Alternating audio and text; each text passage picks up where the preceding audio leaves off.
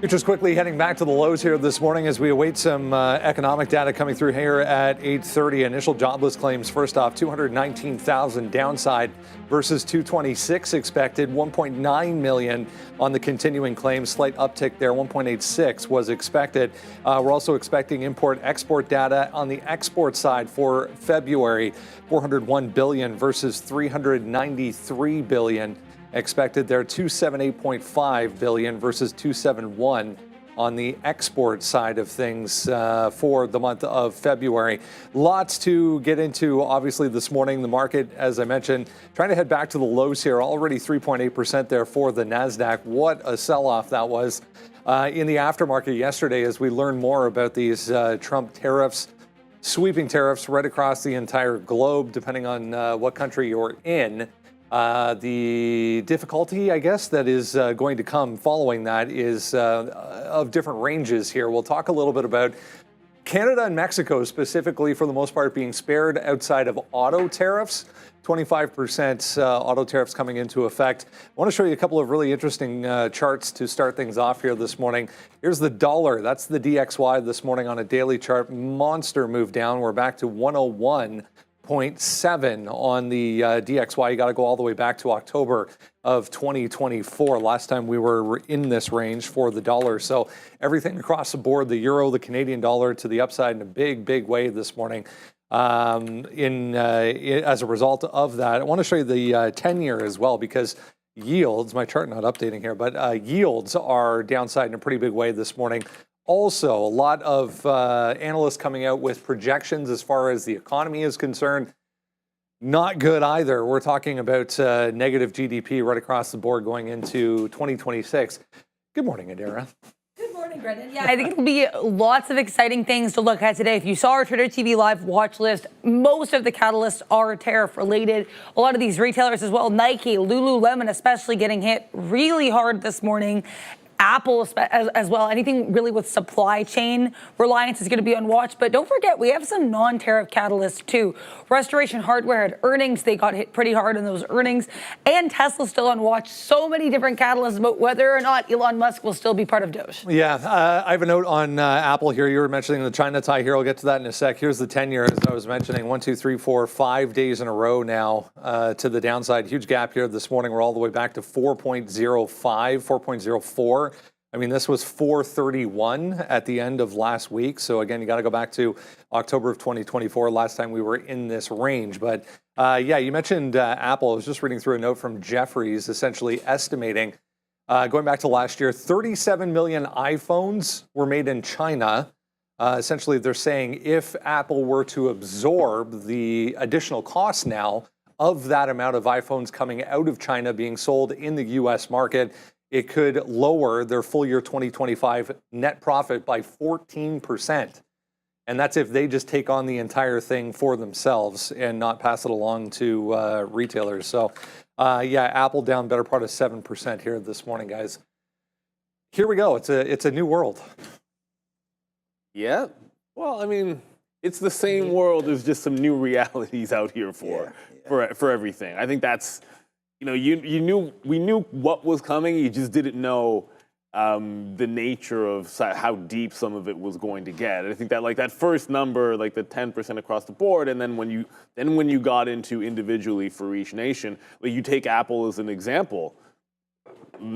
It doesn't matter that they've divested and actually shifted production other places because everywhere got hit, unfortunately. Right. So, like, there is no dodging. Companies got to decide. Are they going to pass along prices? Are they going to think this is going to be temporary enough that they can maybe get away with margins getting smoked for a quarter or two, even if this is temporary? So, 10%. Yeah, there is some companies that are going to have some decisions, especially in the retail space. Those are the ones that will be hardest if we get a relief rally not to be fading on. Like when you look at I'm talking about like the Nikes of the world, the Lulus of the world. I think those are going to be in the most trouble, at least in that short term. But today's the day you're going to brush off some of those monthly charts and weekly charts, maybe to remind yourself. And we'll get into this with the Qs a little bit of recent pullbacks, recent corrections that we have seen, and the difference between now 2021. And COVID. We'll be going over some of that for sure. But one thing that kind of stood out to me in all of this, oddly enough, the thing that is not retesting the recent March low or the August low. Tesla, down 6%, but because it bled so much, it's not at recent lows, which makes it at least an interesting look here today, because any relief rally, and it's kind of really close to where the traditional levels from recently have been sitting. Like most things you're trading in a new range today is what I'm getting at. Tesla, you're not really trading a new range in Tesla today. You've got this old established levels here still, somehow. Yeah, I mean, Tesla's had that huge move up, so yeah, nice little move back down, still down 6. Yeah, they're all down 6-7%. Even NVIDIA 104 isn't the end of the world there, down at those levels. We haven't bought NVIDIA in days and weeks and months, so hopefully we'll be able to buy something soon. Yeah, no, my concern here, welcome everybody to the show, and thank you for being here with us. Oh, we have a new one. Let me see what this looks like. You found the best trading show on the planet. So what are you going to do now? Simple. Hit the like, subscribe, and share it. Don't forget to follow us on all of our socials as well. We're live every single trading day. 8:30 to 4:30 is Trader TV Live. We're here, baby. Wow, that's long.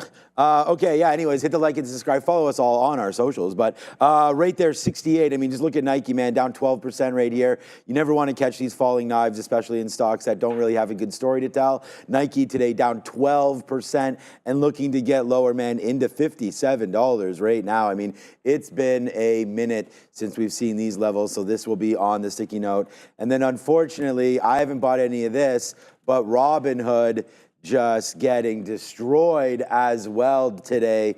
Down 12% goes the hood of Robin.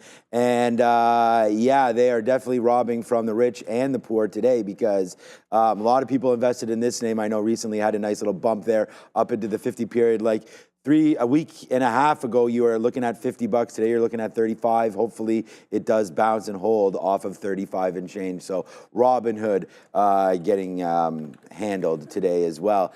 Bank stocks, I mean, everything looking pretty ugly. When's the last time we had the XLF down 3 and a little bit %? So that's looking weaker as well. But yeah, nobody's spared today. I mean, I think it's going to be a great day to trade Forex. Brendo talked a little bit about that with the DXY and what's been happening.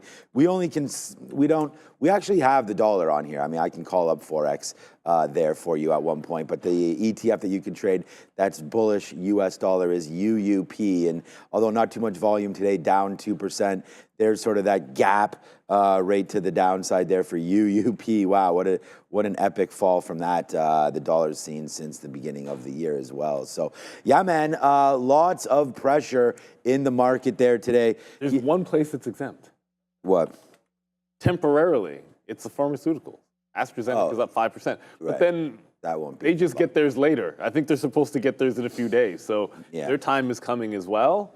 And Randy's in the building. Hood should shut off their that's cell really, building. yeah. See, there you go. That's those actual oranges today. Yeah, those are some big ones. Rivian, Randy. Rivian's only down to 11 and change, so you have a little bit of ways to go before we get Rivian. But yeah, Tesla down 6% today. Or change up. So. Yeah, so that's the U.S. dollar. Palantir's on my mind down there at $80 as well. I mean, there's going to be some buy opportunities. I really want to go short. It's just the Nasdaq is now down 4%. The limits we're looking for 7% before you shut this thing off. So we have a little bit of ways to go here before we limit down. But yeah, it's going to be an as well. I mean, look at how nasty this is, down 12% right now, the TQs. So yeah, trying to break lows. I just wrote down 52.50. The thing about these TQQs, or just here, let's just go to the Nasdaq in general right now. So the Nasdaq, which is the Qs, if we're going to look over here at the daily chart, we are all the way back to below the Japanese the yen carry trade. We're not there yet. We're there on some stocks. But right here, that was that August 5th. So the reason why I bring that up is that's that 200 that held on some sort of a random event there. So if you're going to look to buy something, 430 and change, 435, something like that in there for the Nasdaq, which is still $20 lower than where we are right now. So I was just kind of looking to see where we might stop. Maybe we may stop there, but we may not. And then we go down to 414, and that wipes out all of the year of 2022. Goes back down to 2024. This is April. So this is 1 year. So if we could do that, then we take away everything, and then we get the great reset and we go back to zeros for 52-week moving average there. So it's not good, man. I mean, this is what the Nasdaq looks like. I mean, the last 5 minutes, like the Qs, man. Yeah, we've had like there's no relief rally there at all right now. This is the last 5 minutes just bleeding right there. I thought point out in the chat, there was obviously August was with the yen carry trade unwind, and then the last time we had an event similar to this before that would have been the Russia-Ukraine announcement. But the thing to remember on those days is on both those 2 days, which is the last 2 times we've had a morning like this, the market, once the market opened, it was just a rip your face off rally right from the get-go. And what set apart COVID and 2008 is when you had a morning like this, you didn't rally. And I think that's kind of like the next shoe to drop. Okay, well, is this the day where we don't get everyone buying at the open? And if that's the case, then you really have to start thinking about this a little bit differently in terms of what kind of a pullback and correction we're having. So I think it's kind of an important day, obviously rest of the week, because we actually, I mean, tomorrow we're even getting, an important number. We want to see that labor market doing okay, I think, through all this. Like I was just pulling up Walmart. Like Walmart, you lose that 200 period at 84 here today. I mean, you're talking about, like the August lows here are ridiculously far away for Walmart, but at least you could easily be talking about another 8-9% down to next support on something like this. So there's big levels that need to hold. Obviously, the 200 period, there was a split here, but the 200 period's fine. Like you're on the 200 period and 84. Like that's a big over-under level. I would say if you don't break the low, there's only one place to go. But in the back of your mind, you can't only be thinking short pops. Gentlemen. Yeah, I was just reading a little bit more here, guys, on Apple. There's a few more analysts coming out with opinions on what this is going to mean as far as the China side of things for manufacturing and then bringing those over to North America, essentially. I mean, none of it's good. Speaking of China, Fitch downgrading China as a country to A from A+ on the back of what happened yesterday. Morgan Stanley actually just coming out saying they're now expecting the Fed to not do anything for the remainder of 2025. So no more cuts, according to Morgan Stanley. I wanted to show this real quick. I mean, you guys were talking about COVID there a little bit. Here's the VIX. Right back to the top end of the range. This is the daily chart for the VIX. So volatility, huge spike back higher. We're back to 57. This is the VXS. That's the futures version of the VIX, but back to the top end of the range for volatility here. Speaking of COVID, I went back on a daily chart this morning just to put some context on it. The initial leg down for COVID was 15.5%. We had a bit of a rally, and then we made that second and eventually a third leg to the downside. So we're around that same point right now for the Nasdaq, about 15%. So, you know, obviously we want to see these lows hold, but if they don't, then, you know, expect, as Sean was saying, some of those levels from a few years ago to come into play. It's pretty staggering for sure, especially just given how weak everything was. I even said this morning, I don't think I've necessarily seen this much red on the scanner in quite some time, if not ever. So definitely lots of weakness to come in this market, especially for names like tech. Any of these names people are going to be rotating out of. One sector that's been spared as of right now are pharmaceuticals, because pharmaceuticals were spared from tariffs. But again, as these tariffs continue to change and be announced, we'll have to wait and see what happens. It could be, things could be spared or things could be pushed further to the downside. Yeah, on the other side of the spectrum, Ford just straight up slashing prices to counter some of these tariffs. So we'll talk about Ford coming up here. Meanwhile, let's get some ideas possibly as to how we can approach not only today, but I think going forward. It's going to be a different environment here. Steve Gomez with us this morning from Trade Ideas to give us a look at one of the tools that we've touched on in the past here. Steve, good to see you, first of all. Welcome to welcome to Volatility Renewed here. It feels like a little bit this morning. One of the things that we can look to Trade Ideas for is, you know, a little bit of clarity as far as what exactly is happening on the chart in front of us. And from the standpoint of, you know, I was just showing there, the VIX back to recent highs anyways, top end of the range on a daily chart. We need a way to maybe get some clarity here. Yeah, well, I picked an interesting day for sure to come in. I'm going to show a few charts. The daily one's probably probably will be busted up, but there might be some value here, I think. Let's just get right into it. We're talking about TradeWave, which is a indicator of trade ideas, and I want to remind people this is not an add-on. This is a basic subscription. You have access to this in the charts, and why I really like it. You know, I deal with a lot of new traders that come in looking for ideas. I've been doing this since the 90s. And the first question they always have is, well, how did you know when to buy it there? And then even more importantly, well, when did you know when to sell it? You know, I always sell it too soon, or I sell it too late, or, you know, that's always a big one. So we've come up with a real simple thing called TradeWave, and it's basically just a buy and sell tag. And the slide here is important because you can use it on any chart you bring up, any of your favorite stocks. You can monitor this, and we'll get some examples. But I want to start by letting people know we do have a scanner that was created by Michael Noss, our good buddy Michael Noss, and he created some great three time frames. And what these three time frames are is a 5-minute, a daily, and a weekly. So whatever type of trader you are, you could tap into this scan. And it's a scan that's giving us the buy tags that are coming out like every evening for some daily charts, which we're going to look at, which will be broken. But as we get into the 5-minute time frame, this is where some value could come in on a day like today, where people are just kind of waiting for, you know, that technological indicator that most people are just waiting for these days. We live in a world where you're holding your phone and you're waiting for your Uber to reroute you or where to stand. And so it's kind of not second nature for people to really dive in and study charts like I have in the past. So this is a great tool for people to kind of know when the recommended buy and sell moment occurs. Now you can, like I said, you can use your own charts, your own favorite stocks, or you can tap into the scan. And the first example I have on the scan here is a daily. It's LNC.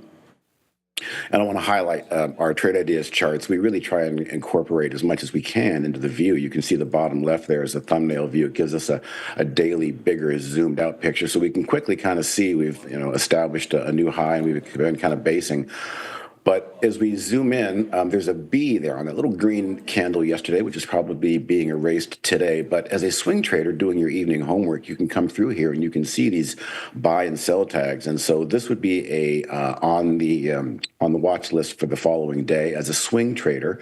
And the very far right there is the settings. We've got basically there's two clouds we're using. The one that you're seeing mostly is a fast EMA 5 and a slow EMA 12, which kind of creates that cloud. The blue color means it's bullish, and the orange color means it's bearish.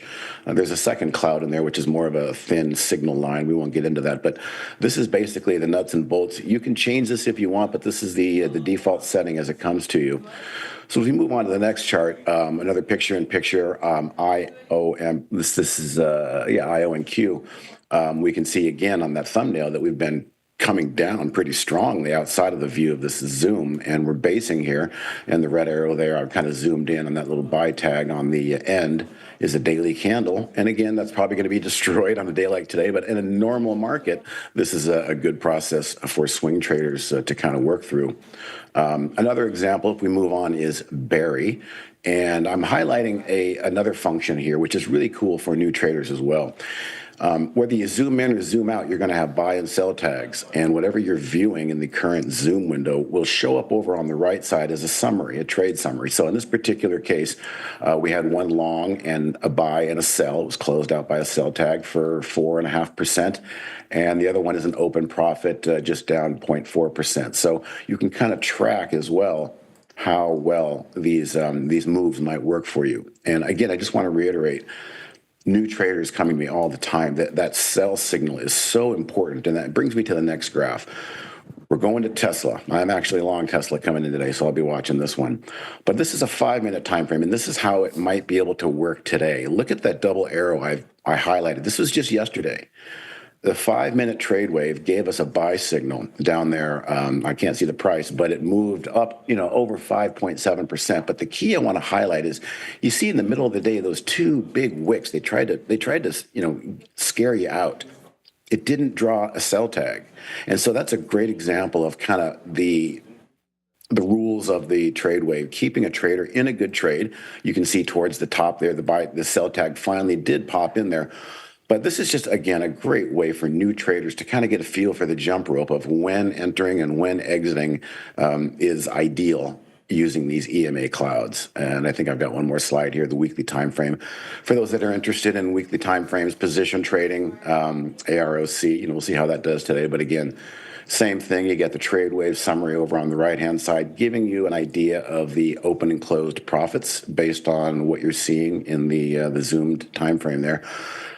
So I just can't emphasize enough, if you're a new trader, this is a great tool to kind of orient you for when is the right time to buy. And that Tesla example, don't get out too soon. They'll try and scare you out, but the buy tag kept people patient in Tesla. And just a reminder, you can use this on any chart with any time frame you want. If you're a 60-minute person, you go to that. If you're a 30-minute person, you can go to that and use TradeWave. It all works out. A lot of people coming in this morning, Steve, with the maybe seeing this kind of a move for the first time and this kind of a negative start to the day for the first time. You've been around a long time. As far as these types of overall market moves, what are your thoughts here for people that are maybe underwater on some positions and experiencing this overall for the first time?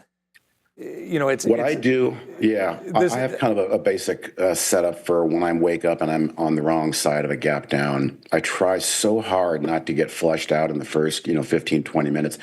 If I can make it to the top of the hour, I've got 2 15-minute candles, and I do all the time. Once I get to the top of the hour, once that 30-minute low has been established, I'll go ahead and probably put in a stop. I'm trying to avoid getting stopped out in the first 20, 30 minutes. That's where all of the Citadel and all the market orders are getting, all the liquidity is being sopped up. It's hard. I know it's hard to do that in the moment. You don't know if it's going to be a continuation, but a lot of times on big gap down days like this, if you're stuck in something, that's the rule that I would use. If you're looking to go shopping, I would start looking at sectors right away and see which sectors start popping up on the open, because people are going to be buying those things on sale quickly. Great stuff. Steve Gomez over at Trade Ideas. Anybody wants to take advantage of that TradeWave tool that Steve was talking about, the link is down below. In the description, Trader TV 20 will get you 20% off as well. Good to see you, Steve. Best of luck. Good luck out there. It can be fun today. Yeah, Fun, yeah. Well, it'll definitely be. It'll be exciting. It'll be a day. The market's always to an extent. It's a game day, so it's always going to be exciting and fun in that regard. But Thank you, Steve. I don't think anyone's having fun looking at their personal accounts right now. No, I'm not looking. Or you just don't. The thing that actually stood out to me, one of the notes just about Tesla, because Tesla had such a weird day yesterday that you have to remember that it's still up from the open yesterday, because pretty much nothing else that you look at would be, but it's mostly because of the rip your face off rally that Tesla had, because Tesla went from 250 bottom and aftermarket it was at 290. So, that's well over double-digit gain, so it's sitting somewhere in the middle. You just have to, it's weird because it's a unique chart. You're not going to find many that look like it, but what also was standing out is the move down in oil. Okay, a second ago it was 7%. Couple of minutes ago, maybe a minute or two ago, was 7% down. Now only 6%, but you're getting right into that 65 wall that's been there. XLE is faring a little bit better overall, the ETF, but I feel like if oil futures bounce off that level, one of the first things that I might look to dip by, I don't think we're there yet, would be have a look at XLE. But then you have that, you're going to have recession concerns as well. But anyone looking at any energy stocks, anything in the space, keep an eye out on that 65. We're very, very close to where we've been usually bouncing that area in oil futures here. Crazy. There's so many things that you probably haven't realized are closer to major support or have already broken it than you think. Yeah, thank you, Mr. Steve Gomez from Trade Ideas. Find that some people on the TTV 20, I believe, is the code. But you can go find the link in the description as well. So go get that if you are interested in Trade Ideas. I thought it was pretty cool about the trade wave. So definitely check that out. People like myself, looking for entry points, looking for exit points. Great idea there, especially when you're, thinking where's going to be the support? Like, how long do I hold things? I think that's going to be great for swing traders. Obviously, everything's going to give you some false breakouts and signs, but what thing that's not going to give you false reactions is this imbalance, because these are facts. This is the side of the imbalance. So S is for super strong. S is for sell. So every single name on here The slower I do it, the more dramatic it is, or less, or more stupid it is. But there it goes, man. Everything downside. Nike, Under Armour. I mean, Under Armour is $5. You know, like that's down 12% as well. Nike joins this sticky note today. Now, I wrote down, wow, it was a bad day for Nike. It's down 12%. Okay, well, now it's down 14%. Ford comes back through 10. Everyone was thinking that, not everyone, but it looked like it was breaking out, which it was. That's coming back down to the downside. Cruise lines, right? I mean, we've seen some huge moves in the cruise lines. Well, not anymore, as they're down 10% today as well, making that huge move back. 9% as we get lower there on CCL. So I don't know. There's that saying that, you know, when there's blood in the streets, maybe it's time to mop up. Well, you should. Yeah, that might not be the right visual there. But at the end of the day, I don't know, man. Do we sit around and start to buy some of these dips? Maybe a little bit early, but look, I think with the Nasdaq down 4.5% right now, I don't think it's the end of the world if you put in a little bit, but I think this market has to open first because it's getting worse. I don't think we would buy anything straight away off the open, but Steve made a really good point, like about that first half an hour. Like, yeah, those usually are like days like today, that first half an hour, if it's green, you get your relief rally day.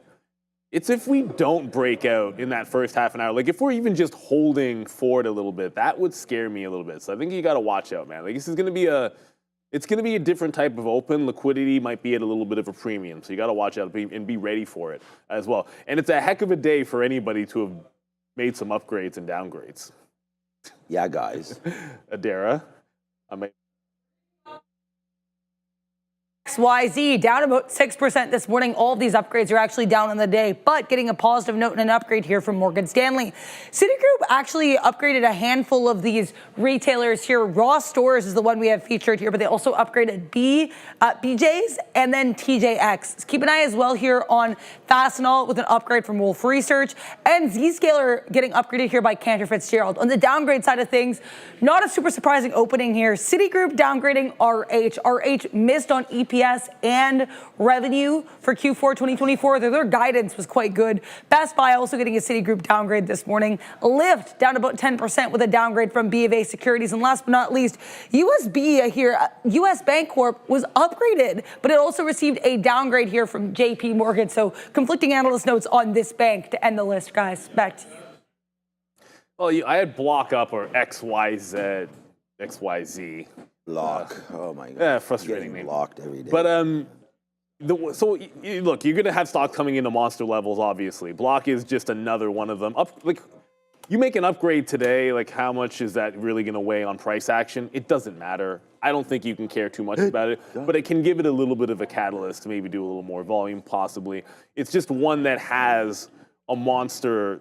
I don't want to say monster level, but a double bottom on the daily here at like 53 and a half. So what's above it, like I think I'm playing the over-under game. Like there's things that can rally, if it rallies from the bottom, like ones that aren't underneath that major support level that have a chance. So if we start going and if it's a monster relief rally and I'm not looking at anything long, I know there's a stock out there that was in front of a bid instead of underneath it and I can flip on over to it. But the first look, generally speaking for me, is going to be looking for places to fade. I mean, I'm looking at Nike as well. I'm looking at Intel and Palantir and all of the usual suspects.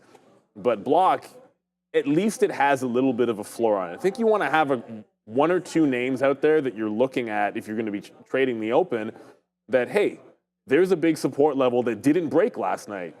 And at least that way, if the market starts rallying, you have some kind of a floor in that stock. Because so many things, like you look at Nike, there is no floor. There's no chart you can pull up for a floor on Nike. No chart you can pull up for a floor on some of the retailers. Oh boy. Yeah, I went over to the retail there. I talked about Nike. There it is on. You can go find the sticky note today. Palantir, TQs, AMD, Nike on there today. Go find it at Trader TV, Sean. But Best Buy, great downgrade. I mean, come on, man. Anyways, breaking lower. It's below these levels. You're coming into an area of support. This is why I wanted to bring it up to everybody. Right back into here, into those October, November lows of $64. So that low looks to be $62.50. So let's wait to see what happens around $62.50. I think you could probably pick this up. Like, it's going to get clobbered off the open, but watch out to see if it breaks $62.50. Downside there on Best Buy again. You know, with Nike down, I mean, I don't even want to see what Lulu is right now today. That's probably getting absolutely destroyed. And by probably, I mean, yeah, no, it is getting absolutely destroyed to the downside here. So yeah, there goes Best Buy and Lulu. There it is, down 15. Oh gosh. Down 15% right now goes Lulu. So yeah, man, things not looking great here today. You know, yesterday we played it with fire a little bit with Intel. We had a great short there at the top side of Intel yesterday that turned out to be fantastic, 22.50. So that could be another short there as well. I wrote down, we'll go over our watch list in a couple seconds. But yeah, even advanced micro devices down 6% right here, now breaking below $100. So that's looking very interesting down here as well. There's going to be a lot of bottoms that you're going to be able to pick. It's just right now, you're down 4.6%. So watch out, man. Limit down possible right off the open for the Nasdaq. But all right, let's go over some trades. We didn't even talk about Bitcoin right now, which is down down below 82,000 right now. As IBIT, I mean, that's getting everything today. You know, we didn't even talk about gold. Gold's getting pulled back pretty nicely here as well today. Crypto down 6, GLD down 3, I think it was, which is pretty good for gold. Like, you know, you haven't had a huge move in gold lately. Oh, bounce. Okay, so it was only down 2. Now only down 1.7%. But look at that sell-off in gold happening pretty good here in the pre-market. So, you know, again, in a recessionary world, gold should continue to work. But in people trying to get liquid a little bit right now, gold getting liquidated a little bit to the downside right now today. So watch out for GLD. But yeah, man, this is going to be an interesting day for sure as we look at some of the limits. Nasdaq 4.6% right now. ES down 4%. Wow. Someone said like Black Monday, is this Orange Thursday? Might be that way. I mean, yesterday, I called yesterday liquidation day. Now it looks like Orange Thursday might be the right thing here today as we continue to get to the downside. Hey, maybe we're just ripping off the Band-Aid. Let's see. So much to understand here this morning. Let's get right into everything else you need to know if you haven't done so yet. Grab the watch list. Very, very vital to understand what's happening in the pre-market every day. Comes right to your inbox. Jump down to the description of this video. There's a link, top link, in fact. All you need is your email address, then you can just have that. So much on it this morning. Let's go to, Apple plus big tech, because, everything is being affected here. Let me refresh. That's not working, guys. Sorry. We'll get those topics refreshed. But Apple plus big tech as a group here, we'll touch on. Apple back to lows right now, 7.8%. Coming off, just a monster move after the close yesterday. And this all comes back to the China angle. The manufacturing side of things, again, I was reading that note from Jefferies earlier this morning, estimating that 14% or 14% impact overall if they try and absorb the higher costs rather than passing them on to the consumer, because 37 million iPhones were made in China last year and sold elsewhere. The other concern, too, is not just China. We know that Apple was trying to diversify their supply chain due to concerns with the geopolitical tensions between the U.S. and China. As a result, they're also working in India and Vietnam, both of which are going to be facing tariffs, too. So 26% tariff in India, Vietnam, 46%. So certainly something to be aware of. Beyond the China risk, there's also risks now for the countries that Apple diversified towards in an attempt to avoid risks in China. So quite the look. Yeah, lows, guys, right now. Pushing 8 right now for Apple. Yeah, this is one of the rare days where you talk about SSR for a name like Apple, which is unique. We've had this. We had it with Tesla. We've had it with Nvidia. It's not like you never see a big cap tech name down 10%. I mean, it happens. You'll see it sometimes on earnings. But let's just be real. Like for Apple, it's a bit of a unique situation. For it to go down 10% and be short sell restricted, meaning the uptick rule is going to be in place, it'll be adjacent to the $200 level. So it's like 201 something if you're getting really technical about it. But that also corresponds. The August lows are just underneath that. But that 195 doesn't matter because I remember the August that morning, and the breakout long was off of 200 that day. So 200 on Apple is going to stand out like a sore thumb, in my opinion. I think if you get to that level, your SSR, I'd look for a bounce off the 200 level, around the 200 level. I think sitting in front of it, I don't know if it'll bounce right off the even. I think if it gets there, it breaks. And if it doesn't quite get there, then you can get a relief rally. But it was Amazon out of the names. I guess we could talk about that in retail a little bit, but it's big cap tech. So I think why not now? Anything that is in this like no man's land of retail, and we'll get to Nike, I guess, with retail. Amazon's got the 186, it's got the 190, 190 to 91 area. There's multiple layers where you could pop back up. It's hard to imagine if we get a relief rally that you're coming all the way back through prior support levels on Amazon. That gives multiple levels to work off of. I think you got the 186 area, which is the prior low. And then if you break out from there, okay. Then it's like, I'll just wait it out, and let it get into that 190 to 191, which is exactly where it broke away from in the morning yesterday. So it's more Amazon on my mind than Apple. That said, Apple 200 SSR. If it gets there, I'd probably take a mean reversion shot. All right. I mean, so many names to talk about. All right. So the one name, just because I was just looking at the list there, I don't see semis on there, but I mean, obviously it's going to be part of the tech business here. Yeah, AMD under $100, down 6%. You know, we already really don't like this name. It hasn't been loved for many, many months. And now you're going back down to the downside. I mean, this is from February, the high back in March of 24. So we're all the way, you know, this hasn't had an upswing.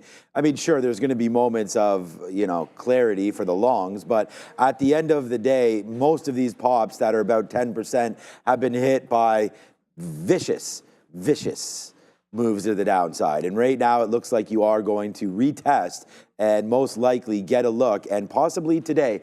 I just retweeted the levels, so you can go over here and look on my Twitter, and it's just pretty simple, man. It's 7%. So 7% is a 15-minute halt, then 13% is another 15-minute halt, and then 20% we open up that window over there, and I just run right through it. So that's what's going to happen there today. I don't think that's going to happen in the market. We might get the first one. I mean, if we're down 13%, then we agree to talk about something else. But right there, $94 for AMD. And, you know, that looks like it could be a stopping spot for it. So maybe we'll test the long there. But where's the short then for AMD? So, you know, the 200 period has been something that I've liked for, again, a long time, and that's why it's on here. So I have AMD $99.50 up to $100 as a short. We could get a little bit of a relief rally for sure off the open. We'll wait for 925 to see those Nasdaq numbers, but this doesn't look like it wants to rally, and any rally seems to get faded. So if we do rally up to AMD 99, I like it. The other name here that is breaking my bank and my back and the market right now, Google, looking to break through 150 for the first time in a long time. You know, again, we talked about some of those lows, and this is what I was talking about with those August capitulated lows right there. That's actually September. We are now underneath that Japan carry trade, the yen rate there. That's 150. September's low also 148, 147.25. So there's going to be levels to look at, you know, and I think that the best thing to do, Steve mentioned it, we all sort of mentioned it, Neil mentioned it, we like maybe sit on your hands for a couple minutes here because keep it warm. Yeah, I'm getting a little bit. I know I'm easy. in this shirt today. It is a little chilly here, but I wore short sleeves too because I thought it was going to be warm, and it is, but we just got in slow mode on the chat there, I noticed. Because there's a lot going on in the chat. People like, look at this symbol, that. Someone said, look at GM. When we talk about Tesla, we'll talk about other autos for sure. But there is nothing wrong with playing. We always say be patient at the open, but this is the kind of open where getting stopped out and wicked out is probably going to happen to a lot of people early. So you have to not mind observing the action and trying to involve yourself only when things become a little bit more clear, because it's complete turmoil. And it was insane turmoil yesterday in Tesla, and then it was a rip your face off rally, and now we're back to down. So let's talk about Tesla and some of the autos, because everybody got affected here. Go to a daily chart. I mean, Tesla back to the middle of the range here. So as far as the overall move, yes, we've had a huge move down in Tesla already, but just kind of hanging out here on a daily chart, 265, still pretty ugly this morning as far as news goes. I mean, there's the Mexico angle. What's that going to mean for manufacturing and production coming out of other countries as well? Obviously, Germany, China, et cetera, for Tesla. But if you missed it yesterday, I mean, there's a whole bunch of is he leaving or isn't he leaving happening throughout the day. And at the end of it, he came on Twitter or X and said fake news. Yeah, not only did he say fake news, but this morning also Vice President J.D. Vance in a Fox News interview, his wording was interesting. He said that Elon Musk will continue to be an advisor, but his role as an advisor was never in question, even in the article initially saying he was leaving. What is at question is whether or not he'll remain a special government employee. For her part, Caroline Leavitt, who is the White House press secretary, called the report, quote unquote, garbage and said that Elon Musk will remain a special government employee. That is really what people seem to be worried about. It seems as though regardless of whether or not he remains an SGE, he's going to serve as an advisor in some capacity. So we'll have to wait and see. Their deliveries yesterday also not great. Yeah, there's that as well. Slight uptick right now, guys, here for Tesla. I mean, we are kind of holding bottom end of the range here for the past couple of days anyways. The interesting thing about Tesla, because there was so much chaos yesterday, it's not that you ever throw out price action. But when I was looking at the 15-minute chart on Tesla, I was like, maybe just look at Monday.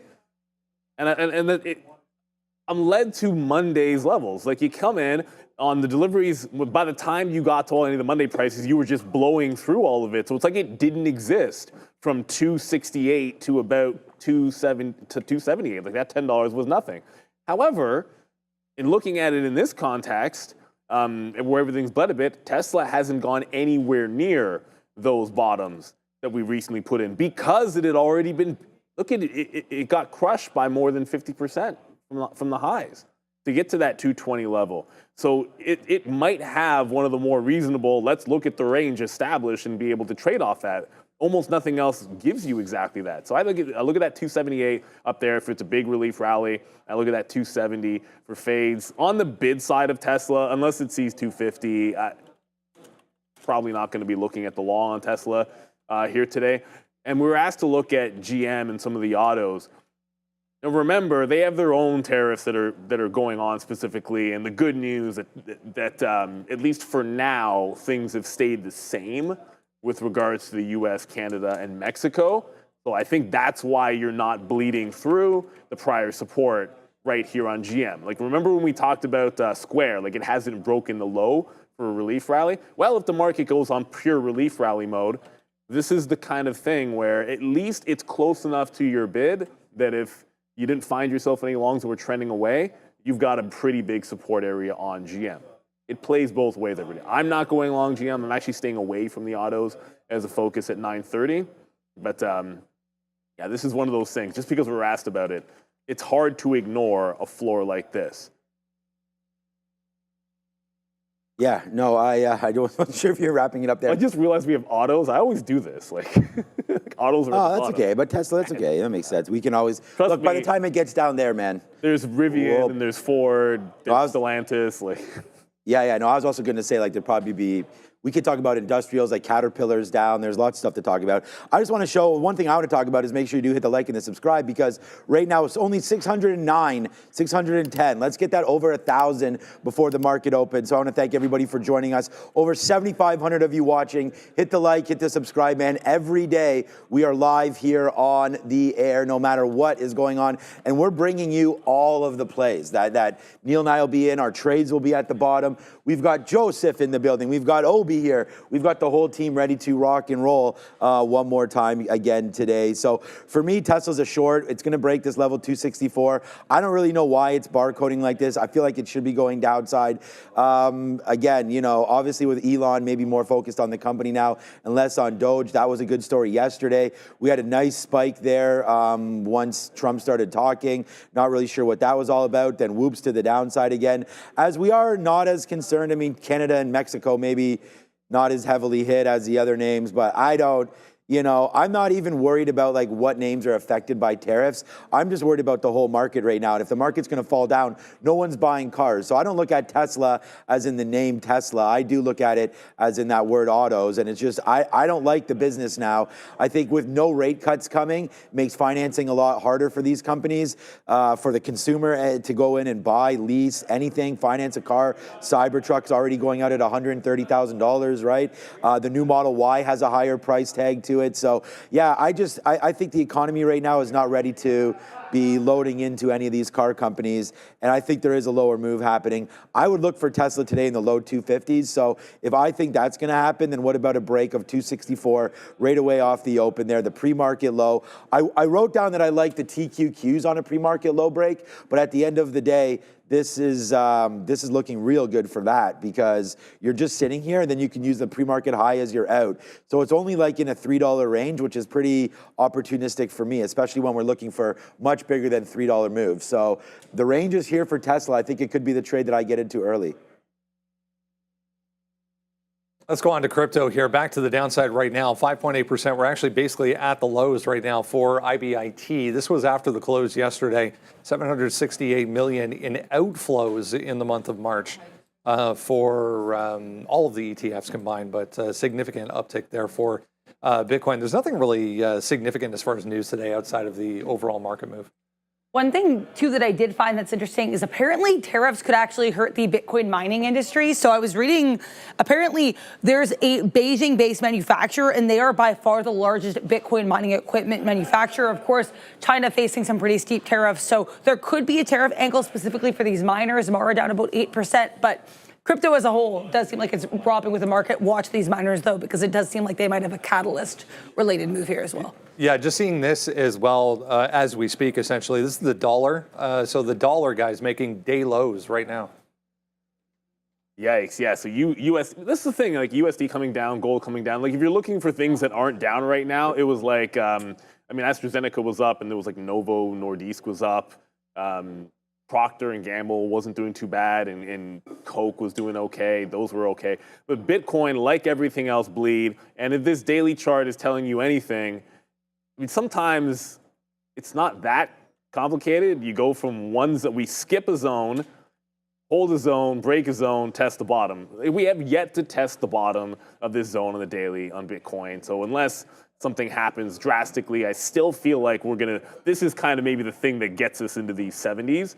That's where I, in the long term, am looking to wait to buy something until we test this level on Bitcoin. At least for today, that was a pretty hefty drop and continuation drop that we just saw. So, you know, I'm like, I can throw out things like, oh, but I like prior day lows if we get a relief rally on a day like today to fade into. Well, you can throw that out the window because Bitcoin just made a major break. 48 on IBIT is now so far away that I'm going to call it almost irrelevant as far as a trade. But on that daily chart, I think it matters that we are still headed toward a test of those mid-70s. It's seemingly inevitable at this point. Yeah, I wanted to just go over, look at a couple of names here. I got to even refresh this because that didn't, there it goes. Oh, Bitcoin just updated, okay. So just in the last 24 hours, crypto down. I mean, it's going to be hard to look at IBIT because, again, it just takes yesterday's close to get the average price. But there it is there, Ethereum down 5. XRP down 6, breaking below $2 right now as well. Thank God USDC is still $1. That's nice. We don't need that to break. This is the bad one right there, Solana. And look, I know yesterday I was throwing some shade on Ethereum a little bit, right? And the thing is that Ethereum was only down 44% year to date. Obviously, it's a lot worse today. If you take this high there for Solana was 286. Okay, that was back on January 20th. Solana today is 113. So this is down much more than Ethereum. And I'm in Solana too. I was just trying to say that, like, yesterday we were bringing that up and I was like, well, let me actually check some of these other names. And this is not even like the Trump pump. This is just since the beginning of January there. We started to get hot and then ripped all the way up there. Like, I'm not even sure what that was about. And then you come all the way back down into these horrible levels one more time. So yeah, it's like nothing is really safe. I can show you, I'm not picking on that. I can show you Cardano's down here too. I mean, Dogecoin, last we were looking at that was 40 cents. That's 15 cents today, Dogecoin, right? So if you've been holding on to crypto, it's been real nasty, man. So just, you know, stay sort of in the zone there. And if you are a crypto trader, you know, stay vigilant, because these markets can move quite quickly there, crypto, Randy. And yeah, Tesla holding out pretty good, only down 7% right now, 6.5%. Yeah, I know, it's crazy. Nasdaq down 4%, so it's actually outpacing. It's double the S&P to the downside, and I guess 50% more than the Nasdaq right now. So yeah, it's still bad. All right, crypto in trouble, retailers in trouble, auto in trouble, Apple in trouble, tech crushed, coffee good. Thanks, Randy. This portion of the show brought to you by Foremost Energy. Unlock the nuclear renaissance with Foremost Clean Energy, leveraging one of the biggest megatrends on the planet. Nuclear energy partnered with Denison Mines and properties strategically located in the Athabasca Basin, known as the Saudi Arabia of uranium. This undervalued company is poised to capitalize on the exploding nuclear market and offers unparalleled growth potential. The future is nuclear. Foremost is your entry on the Nasdaq under FMST, foremostcleanenergy.com. Let's talk, I mean, retailers. We mentioned Best Buy there, but we were looking at Lululemon. I mean, there was a little bounce there, but 240 trying to hold right now, 15%. Retailers might be the worst off here simply because of the China angle. The thing is, too, Lululemon could also be getting hit pretty hard. They just had earnings last week. The guidance was very subpar, so I'm sure this doesn't help. From what I'm seeing, too, Lulu and a handful of other retailers, right, warning that tariffs could negatively impact profit margins. We had a note as well from some analysts, I believe it was Jefferies, coming out and saying that these retailers are especially at risk due to tariffs with regards to margins. So they're all looking pretty bad. I know Sean mentioned Nike this morning as well. Nike taking a pretty big chunk too. Yeah, unreal. Here's Macy's, not one we've looked at in a while, but Macy's down 10.7%. DKS, another one here, down better part of 10.3% right now, back underneath $200. So the entire group getting absolutely crushed here. It's a bloodbath. Under Armour, 52-week low break just now, so that got absolutely smashed. You guys already mentioned Lululemon. Like, this is one. The sad thing here is, remember, a lot of these, especially like the Under Armours, the Nikes, the Lulus, they've been under a tremendous amount of pressure and basically been squashing their margins going into this, and some hard decisions have to be made by these retailers. Like, are they gonna they cut even more off their margin by raising? I don't know what they're going to be able to do, because if you can't pass on 100% to the customers in their situations with when they're trying to get rid of inventory, it's just almost impossible for them. Anyways, Lululemon hasn't bounced off of the absolute low on August. So I'm staying away from that one because it's at a support level. In theory, it's at least at a bottom. Whereas Nike's like Under Armour. Like, it's just underneath support and has been trending down off of it. So if you're looking for short in Nike, you can, like, I liked 59 into 60 earlier, but that doesn't really matter at this point. You have to look at where can you actually join some kind of a move to the downside. The volume weighted average price, it's at 56.5. If it starts closing above that, fine. If it's closing above that, then I'm waiting for 59 to 60 to fade it. As long as it's underneath VWAP, I think you can look for the continuation play to the south side. I don't really have any longs that I like on the retail names. If there's a relief rally today, I'll be somewhere else. I'll be looking for a reversion in retail. And this is going to be a big week for them, and they're not going to be out of the water yet, because if you get a bad jobs print on Friday, that's bad for them as well. So there's a lot at stake this week for the retailers. They're not ones I'm looking for the relief rally, but I will be careful on the short. Like I said, if you're breaking out VWAP, then I'm waiting for 59, and there's nothing wrong with that. Just be patient. If you don't think it can't move $2 or $3 at the open, then you haven't seen an open like, well, we've seen opens like this before. Like, it can do this. You can get a rip your face off and put 4 or 5% on the board and then still have a late flush. That's just how it goes. I have Nike written on the board here for myself as a 58 short, so we could get that, man. It's only at 56 right now. It's been hit super hard, and it should continue is what I'm looking at right now.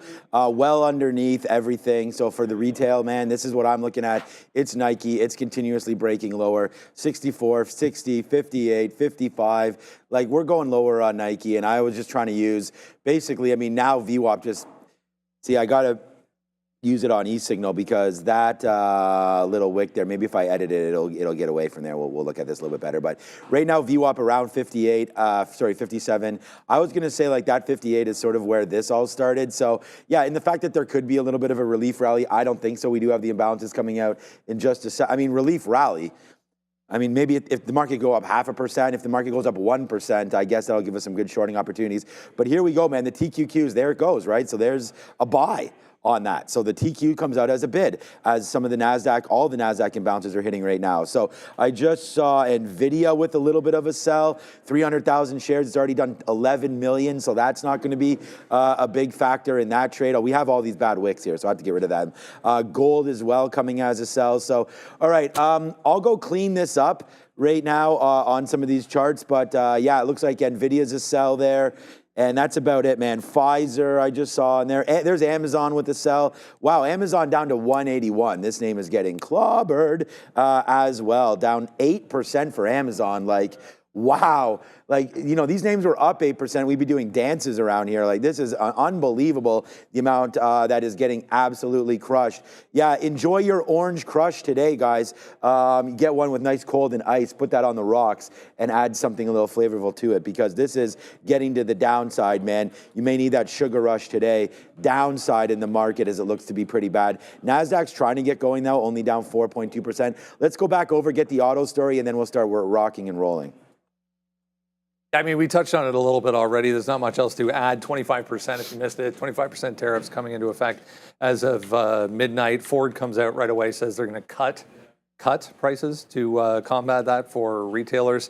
A little bit of an uptick right now, 1.5% here for Ford, not FM. GM is chopping around here still as the guys were looking at it around 47, but almost 3% here for GM. Yeah, Ford CEO Jim Farley saying, quote, it's just math, or I guess former Ford CEO saying that it's just math that we're going to have more expensive cars across the board. But of course, from Ford as well, 25% auto tariffs across the board. It's 32. Apparently, the company is, quote, very, very thankful that Canada's not going to be impacted here by these new tariffs. But again, they still have the auto tariffs to worry about. So we're going to have to wait and see. As mentioned earlier, another industry that is not necessarily getting spared, but getting hit less by these tariffs this morning is the pharmaceutical industry. So NVO and AZN both were really strong this morning, or at least relatively so.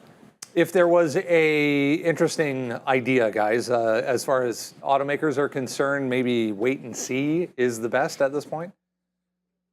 Yeah, like it's like they're not out of the water. It's the same thing as the pharmaceutical space. Like, yeah, I understand they're not down today, but you know, it's not like they're not affected here. So when we talked about that floor on GM, I would say the same thing about Ford. I wouldn't get too cocky about it.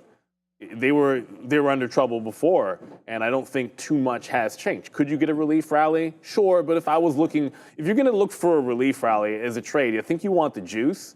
Like you want there to be a little bit more juice in the trade, and that's why I come to Rivian. And I bring up Rivian because Randy's been pointing out this $10 level, and it's kind of obvious here. Like it's down 5%. You'll be down double digits if it gets anywhere near that $10 level. But there's certain bounce zones that are like, this is one that I'd want to take a shot at. If we get underneath $11, I'm looking for a mean reversion before we get to 10 on Rivian. That's the one that I think you pick and choose. There could be Apple at 200 if it goes 10% down. But Rivian, that's another one I'm going to have on the back burner. If we go full flush today, certainly that $10 level is one I'm looking for. All right, I'm just putting some offers in now for TQs and stuff. So it's 928.30, 928.40 right now. VWAP here on the Nasdaq for now, $52, $53. So we're almost back up to that. So that'd be nice. That's 19,000. I think that's your first area to start to look to go short. I actually put an offer at 53.50 just to see, because we have the 200 period here, 54.60. So if we break too much above that, then we can sort of bounce out and then figure out what we're going to do. So I'm going to get out of the TQs if we break through 54 or so, and then wait to see maybe that 200 period does come into play again, up at 55, and we're willing to wait to see that. There's 54 right there. That's just because we stopped the chart at that time, so it's not like it's a key level. You know, you got to get all the way back up. The 50 period on the 5 minute is here at 56 and then 57.50. So right now I am looking short. I am looking short at the pre-market break as well. 51.50, 51.60 there to break lower. I'm going to punch that one. AMD coming up to 99. We're getting ready for shorting that one. So that where I have bids and offers right now, I'm buying Palantir down at 80. If it gets down there, that's going to be risky. That's like pretty much if that breaks lower, then we want to get out of that one like 79.50. So watch out for Palantir breaking early. 10 seconds left. Yeah, your opening bell brought to you by Worksport WKSP on the Nasdaq, and it is tariff turmoil here in Ringadadera.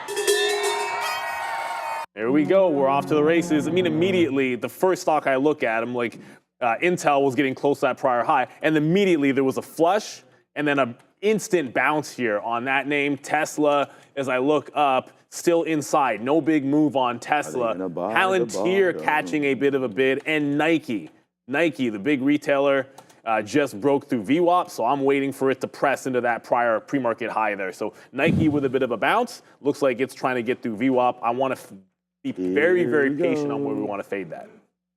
Yeah, we already got it. We're already waiting there at 57.75 on Nike, so we already know what we're going to be doing there. The TQs, we just talked about that making a little bit of a run up. I'm still waiting for 53.50 on that. That's a nice move right to VWAP again there for TQQs, probably worth just chilling out. There's the Nasdaq. Remember I said like we could get a 1% rally? That's almost what's going on right now. Now down 3.8% as the market's starting to rally just a little bit. Thank you so much for everybody watching with us right now. There's Tesla back up to 270 right now as we go as well. So yeah, man, here goes the TQs right now. Maybe we'll short a little bit into this area, just a little bit. We'll see what's going on. There it is. It rips upside. So we're short at 22s right now. Our quotes are a little bit buggy right now as some of the volumes are kicking in, but so far so good here. Here's 30 handles right now early on the TQs, so we'll take some of that out, and yeah, we're short right now on the market, which is what we want. There it is, Neil. Oh boy,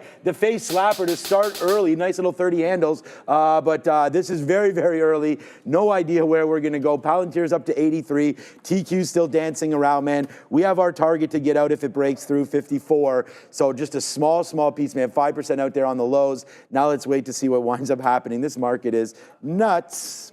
Yeah, the market is absolutely nuts. I was shorting Intel, got out for first profit at 10 cents, and within the same second, it was blowing right through that 75. But it was a wick top. It did hold that prior bar low, so I tried to jump right back in as it came back through at 75, try to get around the same area. We didn't get filled, but I'm going to sit there, wait for us to get in. We knew you're going to get some wick outs for sure. Nike is making its run to the upside. We also wanted to fade that. It's almost at 58.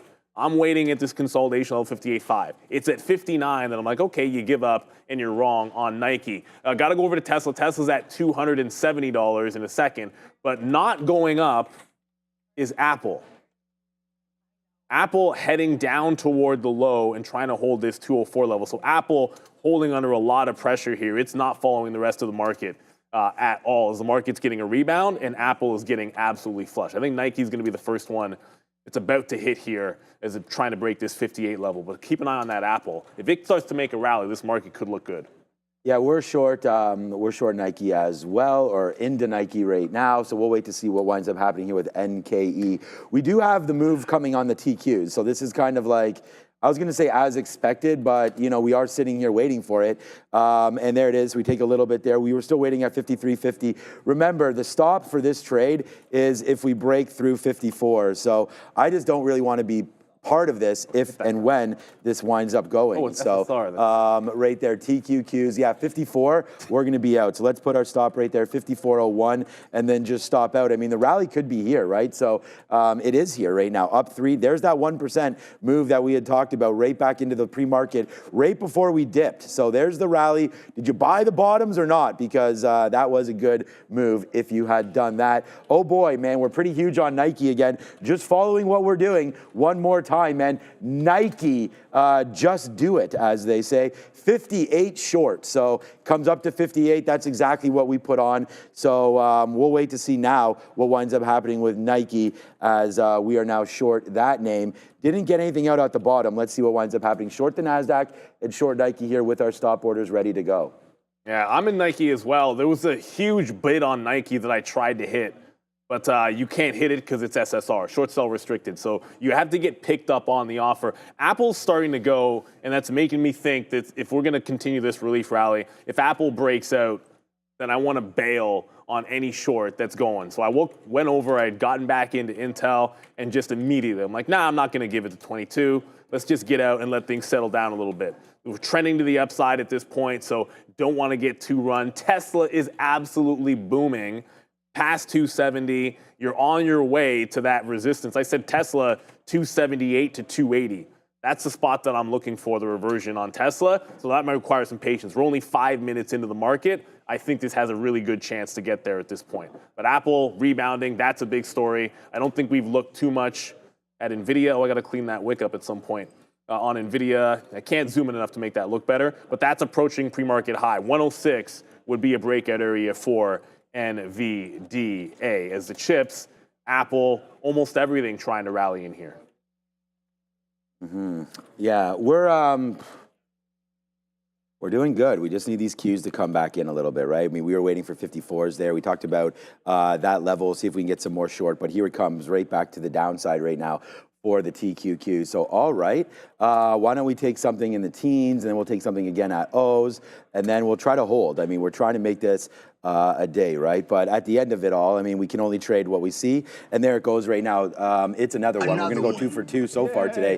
What's up, Rendo? Right there. So far, so good on the downside. We did take a small little look at Palantir at the 200 period there, but it broke through. This was the long that we actually wanted, so no surprise that Palantir is a little more aggressive. So we get in and out of that one, step out of that one ASAP there on Palantir. So we'll wait for it. But yeah, man, we're in it now, baby. Was looking to get maybe short on some Intel. There goes Nike. There goes TQQs. So yeah, so far so good here as we continue our streak, man. We've been really trading well the past month and a half, 2 months. So right now we'll just continue on that trend and just keep on trying to read the market properly. For now, short. Don't know if it's going to work. It's still 6 minutes in. We knew we wanted to get short, so we're short, man. We're short Nike exactly as we had written down. So we'll wait to see if this can fall. VWAP right now at 57.20 for Nike. Yeah, I'm sitting at VWAP as well. Palantir, as you were just mentioning, it's about to break trend on that move to the upside. Failed the high, failed the pre-market high just now, and got a little bit of a wick top, so topping tail candle at a failed high. That's an entry for me, at least. So we'll try to grab that one as it comes back on in. I don't want to give it past that prior bar high on PLTR. Tesla is not quite at 275, 280, but I feel like if it gets there, we want to be involved in a little bit of Tesla. So we'll have to wait for it. VWAP sits right in front of 83 on Palantir. So prior bar high, that's like 83.72. That's actually the close of the prior bar high because the wick is a little bit too far up. So Palantir we're in. Tesla is still trending up, so I want to wait for that short. Not just yet. I feel like patience is a virtue. It's only been 8 minutes or so. We got plenty of time in here for this market to suss itself out. Adara? Keep an eye here on ICCT, iCore Connect already giving up some of this move to the upside. Trading around $3, but this one has been on watch recently. It is about a 1 million share float, so ICCT, definitely keep an eye on this one and some other small caps today. Also, just want to let you guys know in about 6 minutes, we're going to be getting our first economic data prints of the open session. 9:45 a.m., we'll get S&P services and composite PMI. Then at 10 a.m., we're going to get some ISM services numbers here, guys. Back to you. What's crazy, Palantir just bounced off VWAP, and now it's a flat trade. Because I punched out when it came back to the upside. Again, there was a trend break, but as soon as it tagged VWAP, it goes right back through. I only got enough out to be flat on the stock. If I had been more aggressive, obviously it could be up on it, but that is wild. That is how crazy this market is going to the upside. You got to be able to bail when the getting is good, because I'm not going to sit there holding it to the high and then risk blowing out that morning. Tesla is going to be the next one we look at here. as it's still trending higher. There hasn't been any break in trend. And as I said, we wait for 278 to 280. I mean, there was a brick wall on this in the low 280s yesterday. And it's the only stock that had a very established range from yesterday that I think you can dig yourself into. So Tesla will wait for it to get into that range for us. Apple's still a dog. So it's not breaking down. Like I liked Apple if it got 10% down at the 200. It's not going down and it's not going up. So it becomes a really tricky trade. But what you can tell you is it's relatively weak. It can't seem to hold above VWAP. So this one feels like it's sitting it out for sure. So we're just still in Nike. Intel was able to just jump back in as it made a wick high, waited for it to make a lower high here, a little bit more patience this time with Intel. Not giving these to 22, I think that's going to be a separate trade if it gets up past 22. Yeah, we should have hit Intel for sure. But we hit Nike, and we just covered some more there at 57.50s. So that's going to be a good trade for us there. We're only in 2 trades, man. I don't know if you guys can tell, we're calm, cool, and collected like a cucumber because we believe in what we're doing, and we're just going to sit there. You know, we've had some big trades on the account in the last little while. Let's see if we can do one again here with very little risk, right? And so we're short the market. So that's what we're doing. We just shorted the TQs. We talked about it up to 54 bucks. So we just shorted it again at 79. Yeah, so we got a nice fill there at 79s, man. We are really starting to go now.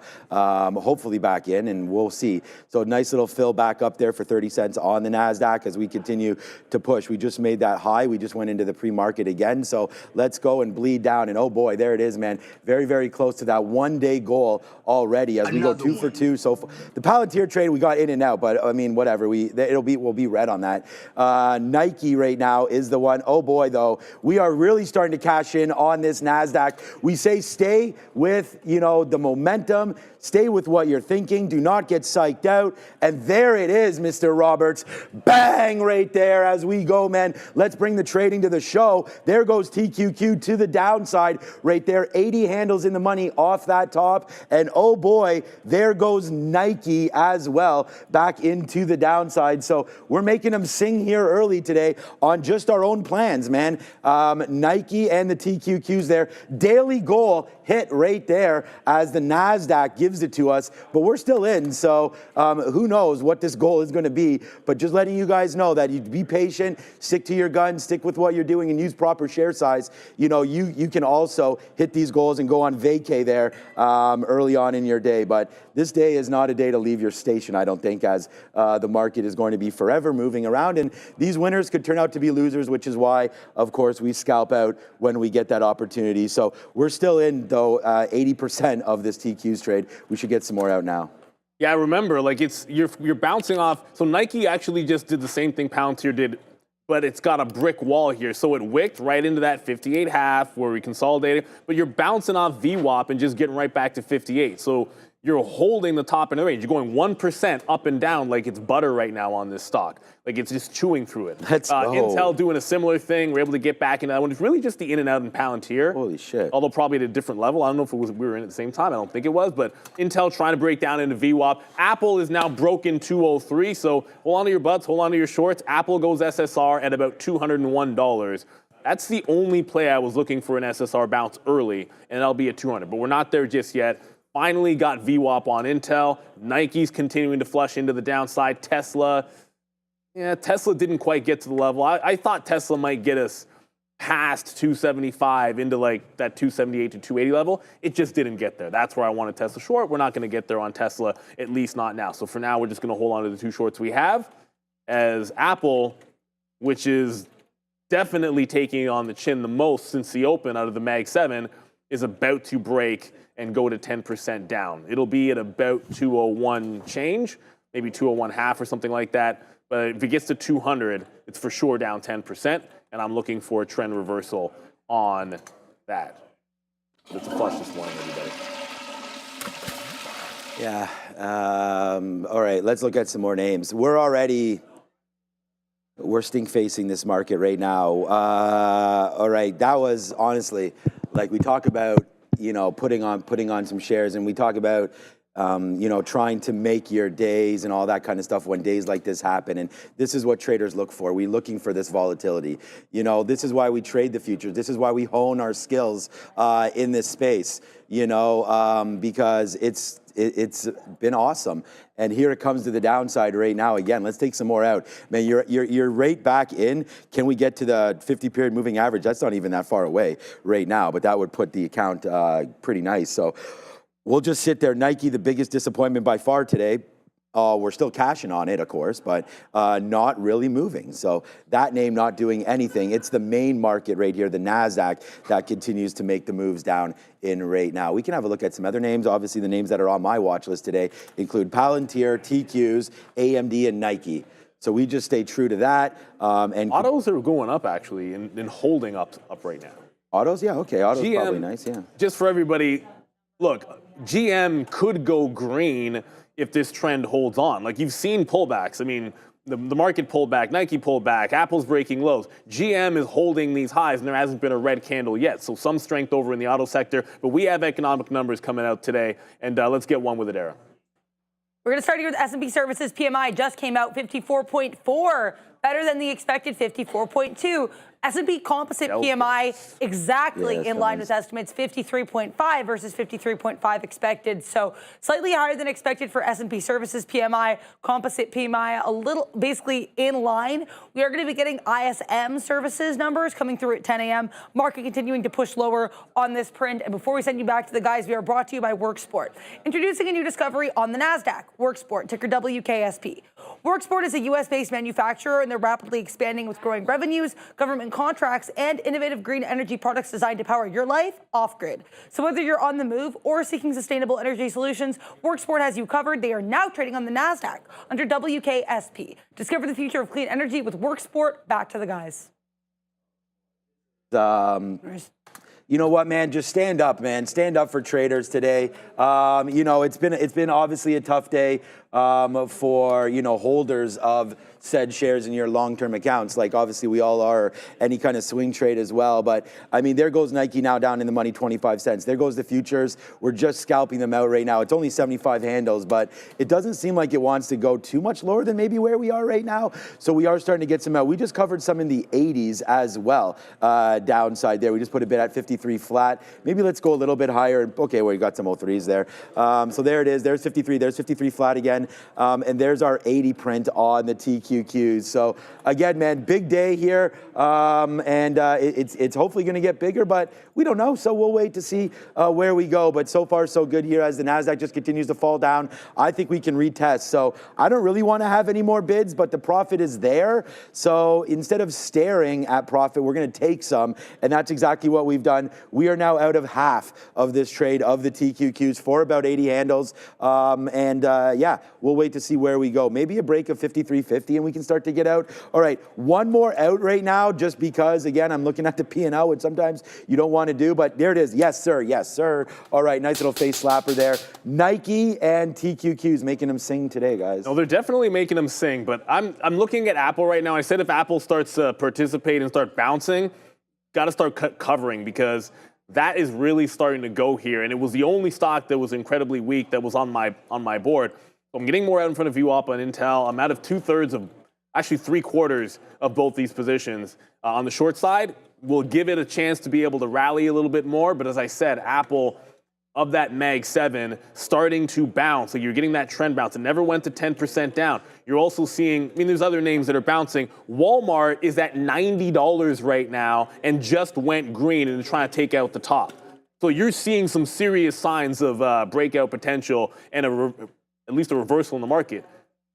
But it's a stock picker's market right now. It's a future. Because as I was saying, the market was bouncing and some things were coming up. Tesla breaking VWAP and heading lower. So I still think it's take your profit, hold on to the shorts that are working, and if something's trending up that you found, congratulations to you, like that Walmart. That's fantastic. I didn't have my eyeballs on Walmart. I knew I didn't want to short Walmart, but certainly was never looking at that for long. At high of day and just went green in all this turmoil.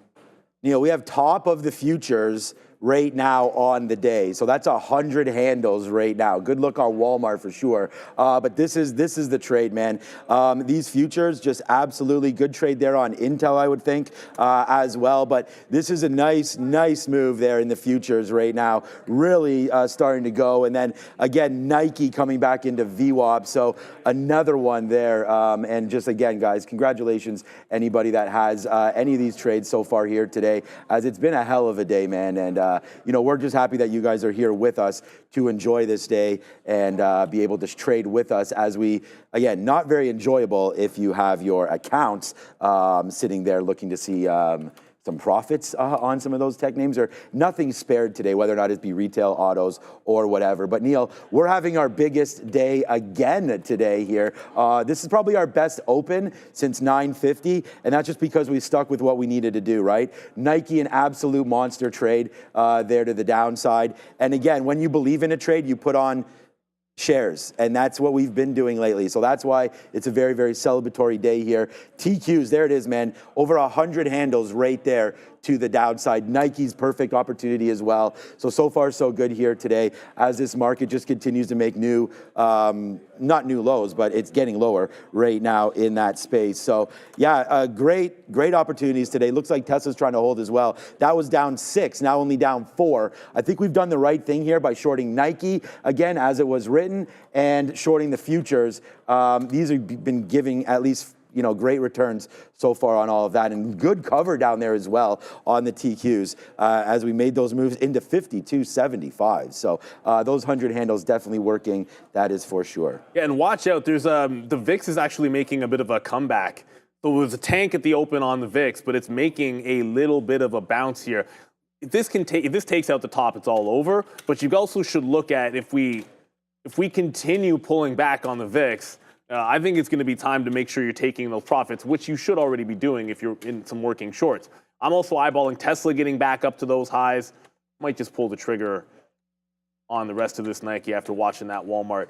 Tesla getting back to highs, Apple getting back into VWAP. Nike just doesn't seem to want to follow through past 57.3, but it's still trending down. I have a target down at 56 to be able to grab it. Remember, it's SSR, but this market is trying to go. I look at the VIX making that curl. And I think it's time to make sure that we look for at least some kind of a long. Just had a wick up there in Intel. I haven't had any longs just yet.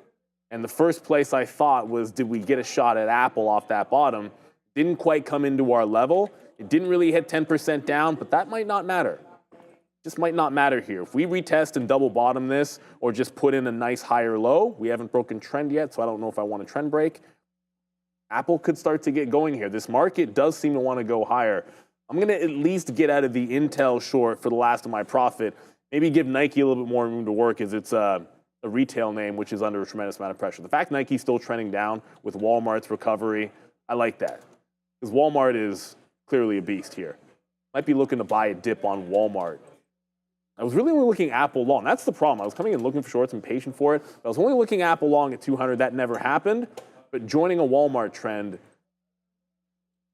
it's still $1.50 away from pulling back into VWAP, because I'm not punching any highs today. I don't think it's the kind of morning that you want to short lows and buy tops. It's just not a good way to go. So preach patience. It looks great. Wish I had been in Walmart at the open, but at least you can not short it, right? Yeah. You know, just looking here, there goes the TQs again. Oh, by the way, Nike just, again, props up for that one. You know, on the sticky note here, we have the TQs as a short. We have Nike as the short at 58, and we did that. We did exactly what we wanted to do today, and that's why we're where we are. And I think that's no matter what. I mean, you guys are going to be wrong on some plays, right on some plays. It's just about trying to be comfortable with what exactly you are doing. All right, let's go back over and just, I'm still getting stopped out on the TQs if it does break above 54. So we still wait for that trade. Well, I'll average back in like 53.80 again, maybe where we were, but other than that, nothing else for me on that one. NVIDIA, what a rocket ship right now to the upside, but does that mean that's going to hold? We're back up to the 200 period on NVIDIA as well. So some of these names are trying to go. There's no doubt about it. I mean, this has been a pretty good barcode level right here for NVIDIA down at 104 to 103. So we'll have to wait to see if there is any sort of love there for NVDA whatsoever at those levels. So we'll wait. The trade that we wanted was AMD short. Oh, we're right there right now. What did we write down? 99.50. So why do we not have 99.50? There's 99.50 right there. That's a hot dog kind of a trade right there. We're actually at 99.50. So we missed 99.50 by 4 cents right there, and it drops down to 98.50. So that's $1 right there. We'll wait to see if we can get that again. You know what? Let's just hold it there again. It's too bad because we should have had it right there off the open. Miss it by 2 cents actually right there. But you know what? Like I said, man, today's a big day. We're happy with it. We'll hold on. We've got our day's goal there, and we still are holding on to the Nasdaq with this huge move down, man. The trade of the day, the short in the TQs or the short in Nike. Either way, man, we had both of them, and there it goes. Nice move to the downside right here. What's up, Adara? Keep an eye here on these Chinese ADRs. Alibaba really strong. Apparently some Chinese advisors are saying that it's likely that negotiations between the U.S. and China are going to happen soon. So keep an eye here on BABA. Looks like Chinese advisors are relying on Donald Trump's noted penchant for making some deals. Back to you. Yeah, thank you, Adara. I just got out of Nike. It just printed off that. It just bounced off 57, so covered that. I said I was going to get out of Intel. Also, like Intel is starting to rocket up a little bit here. So the other level I liked it was, let me just zoom out for you guys. Yesterday's tops. Anything that gets to yesterday's resistance levels, I'm going to kind of like it up there to look for reversions. So I want to be getting out of Intel or getting into Intel again, only if it crests that high. Like it can work, but we're trending up here, undeniably at this point. So you're trending up on this name. Where you are still trending down, we already pointed out Apple trending to the downside. Amazon is trying to break down trend as we speak. So this is going. Apple's not breaking trend yet, but Amazon's trying to break out that trend. I feel like if you wick that bottom, trap some shorts, this could be a good one to go if it can break 184. But as Apple heads toward the low, either I patiently get that fill in Intel where it goes above 22, or Apple retests that double bottom, hits that 10%, and I try to go for that SSR bounce. So the shorts, for me, I've just been able to get out and look to get that reload off the top, or we get this Apple, which has been bleeding pretty much all day long. No relief rally in sight for them. Tesla, still a bit range bound for Tesla up at these highs.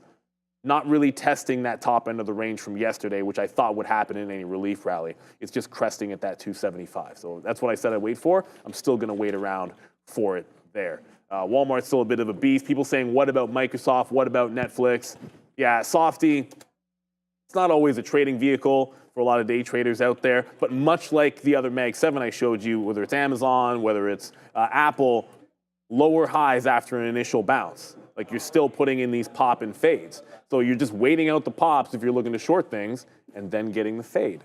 And that's what the market's done for you today. Unless you're looking at Walmart, unless you're looking at Palantir, most things are looking like this. All right, new position alert for myself, man. We're into Intel right now. This was a big trade for me yesterday, like a monster trade for me yesterday. Let's see if it can happen again here today as we get right back there to highs of Intel. So we're going to go short right there. We are still looking for AMD, which that could come in soon as well. If some of these tops don't really work out for us, then yeah, we will get blown out. But guess what, man? And there it goes again. Like there goes the futures one more time back down into these levels. So yeah, man, we are really starting to print now on some of these names. Nike is trying to absorb $57 right now, but we're waiting for lower, baby. So let's see if we can get that right now. Thank you so much, Jay Lee and everybody there for your nice comments in the chat about the trading that I've sort of been demonstrating over the last little bit. There goes the TQs. Let's go, baby. Nice move back in as well. Let's go, Nike. Oh boy, Neil, Nike is right there. It's a dollar club off of the posted level right now. We're at the highest spot we've been at all day as down goes Nike. Let's see if Intel can follow. Come on, Nike, break break yourself, fool. There it goes, breaking through $57. Right now goes NKE. So as expected, man, there it goes. Nice move to the downside. We averaged it in, and then boom, goes the dynamite. This is what we're talking about. Make sure you do join us live every single day right here at TTVL, Trader TV Live, because right now we have over 12,000 of you watching right now. We want to say a big thank you for that. 1.2K of you are in the building. So it's a big day, man, for us here as we continue to be short. There's Nike. Oh, boy, that's a good one, man. Let's see if we can get another piece out as we are at the 50-period moving average. And we stay strong, guys. We stay strong here. Stick with the positions. Intel right now, nice move on Intel coming back in. Hey, we could take some profit. Why not? This is profit day, baby, for these shorts. But yeah, it's been a little bit violent, that is for sure. So, you know, let's make sure that we do take some profits out as they lie here, and at the same time, hold for the bigger move. So a couple more moves there just ahead of VWAP. We'll see if Intel can get down to 20. It's only 2150, right? So Intel can get down into there, then we will do it. So that's what it's doing, man. The market is really coming back in. Great trades on the TQs, Nike, Intel. So far, so good, as we'll wait to see if we can get something on Palantir as well. But yeah, Robinhood actually was the name that was down 12%, 13, 14% at one point. Robinhood, a huge move back up to $40 right now as well. So forget Robinhood. Morgan's. We have numbers coming up. Morgan smoked 9% down. That's at the lows of the day. BAC smoked. All the financials are getting rinsed. XLE just broke the low of the day as well. This is with the Nasdaq trying to trend up, guys. Like, you're seeing the banks getting absolutely smashed. Yeah. There's a bit of a difference between the ES and the Nasdaq at this particular moment. We'll get to a couple of other of these here. We have some numbers with Adara. ISM Services PMI coming out here in 5 seconds. That's by far the biggest number we're expecting. Forecast of 52.9. We're also going to get ISM Services employment, prices paid, and new orders data. ISM Services PMI lower than expected, 50.8 versus 52.9 expected. ISM Services employment, 46.2, lower than 53 expected. ISM Services prices paid coming in at 60.9 versus 63.1. New orders, 50.4 versus 51.9. All of these ISM numbers below expectations, including the key ISM Services PMI print, but the market not reacting too much here. Still some of these lower highs and a bit of a flat bottom on the Nasdaq from that bounce that we had off the open. Let's see if they're able to maintain. Apple on watch here, a little bit of a bear flag for AAPL. Of all of the companies impacted by tariffs, especially the Mag 7 names, AAPL is expected to have a slightly larger impact due to all of their supply chain reliance. Not only do they rely on China, but they also diversified to India and Vietnam, which might hurt them when it comes to tariff impact. Then we have BABA. Alibaba is one of many Chinese ADRs here, doing a little bit better than some of their American peers. We do know that apparently China trade advisors are looking to make a deal with Donald Trump and the U.S. administration. So keep an eye on BABA. Still pretty strong here, guys. Back to you. All right, man. I'll get to finance in a second. Bye-bye, Intel. Palantir finally broke trend. So Palantir, we took one shot at it early. It pulled on a trend break. It bounced immediately off VWAP, then immediately stopped out. But it just broke the trend line, so we wait for it to do so. Now we're going to play it to VWAP, and then we're going to play it to the low. VWAP sits at 84 even. I'm going to do some work at some point in the middle of the day to realize why XLF isn't as far down as I would expect when I see the banks doing what they're doing. But for now, we're just jumping into Palantir. The trend is definitely continuing on Amazon and Nike. Apple. Look at us down here. Like, we're just going trend to the downside. So if you're finding short entries, you got to be able to grab them wherever it might be. And then Walmart, everybody. Walmart was the only thing out of that major retail which was holding and going green. It's right back at VWAP. So big decision point. If Walmart does not bounce off this level, I think you're in a world of trouble. This is one of the two places I was starting to look for long. Obviously, Apple never got down 10%, but Walmart at VWAP after that crazy run to be able to go green. If it can close above 88, look for a continuation here. But just got to back into a short on Palantir. I'm waiting at Intel in the 80s, see if we can grab that, and let's see what happens. I mean, Tesla's about to break lows as well. I'm not automatically going into Walmart long, not with the way the market's looking, but if it bounces, it's the only thing that's looking strong to me. All right. Bids on Palantir is a good I don't know if you guys saw Nike right now. Nike is $1.50 in the money. And again, it's exactly, we just wrote down $58 on the sticky note. So Stevenson, anybody that's part of Trader TV or Real Trading or any kind of a prop firm or anything like that, there's your one trade. Come back every day to find out some ideas, man. Follow us on socials all over the place. I'm just going to post this up right now because this is exactly the trade that we were looking for right there. And then Intel, oh boy, Intel was also pretty special. We just got 2 fills at VWAP right there to the downside, as that's definitely working out for us. And then still 100 handles in the, wow, Nike is like, we might have to take another picture of that. That is getting even lower right now. And there goes the TQs as well, even lower, Neil, as we go low, low, low. We're at the highest spot all day. This is the banger right there. These futures absolutely rocking there with the TQQs. So yeah, as it was written on Nike, short at 58. We did have Intel right there. I told you it was going to be a big trade yesterday, and it was. And there goes the futures even lower. There goes Nike again as well. We just get that filled. So far, so good, man. We will post that one up there. We wanted to show you. We'll take another picture of that as it goes way to the low side now. 56 and change. There goes Nike. There goes the market, man. And we're in it today. It's been a monster day for your boy right now. So good move there for Nike. I know it feels like a broken record, but honestly, like yesterday, we had a huge day with that Palantir trade. And then now here with Nike and the futures just continues to make bread. Yeah, make that bread. That's what it's all about, everybody. I just got in right to VWAP on Palantir. The retracements, like once things accelerate to the downside, even if they were in the uptrend, you're getting really, really quick moves back in. But I want to respect something. It's still, at least this stock is still upward trending, down 4%. It's a weird thing to say. If we break VWAP, I think we lose $1. I think the stock loses $1. If you're short, you make $1. But I think we're heading down to 83 if we lose VWAP on that bad boy. Like everything is looking a little bit nastier as we speak. So as I said, if you find like mean reversion short, that's a setup I like. That's why we took it. Tesla breaking down through those lows. Remember I said Walmart was holding up a little bit? And that was like the bastion of strength. It's still trying to do so. Bit of a bottoming tail wick, but it has not held VWAP. So you don't have to jump into it. Like you don't have to be long catching a falling knife here. If it sets up and bounces off VWAP and consolidates here, great. We can have a long trade for today. But it's not happening yet. Thankfully, we just jumped right back over into Palantir. And we're in Palantir earlier and lost, but you just had to wait for a better setup, and that's all. When the market's bleeding like this, you're going to find shorts to be able to get into, everybody. So PLTR down 4%. Do want to keep in mind here, there is one thing that's not going absolute ham yet. Bitcoin, I should say, about to take out the lows. We're still holding 82,000. That's been trend down as well. So a little bit of weakness here into Bitcoin. This is the week's bottom that it's trying to hold on to. So a bit of a flat bottom break potential here on IBIT. I know there's lots of things people are looking at. Obviously, we have to look at the things that we're trading, but yeah, flat bottom break potential on IBIT. Yikes, it's just a risk asset.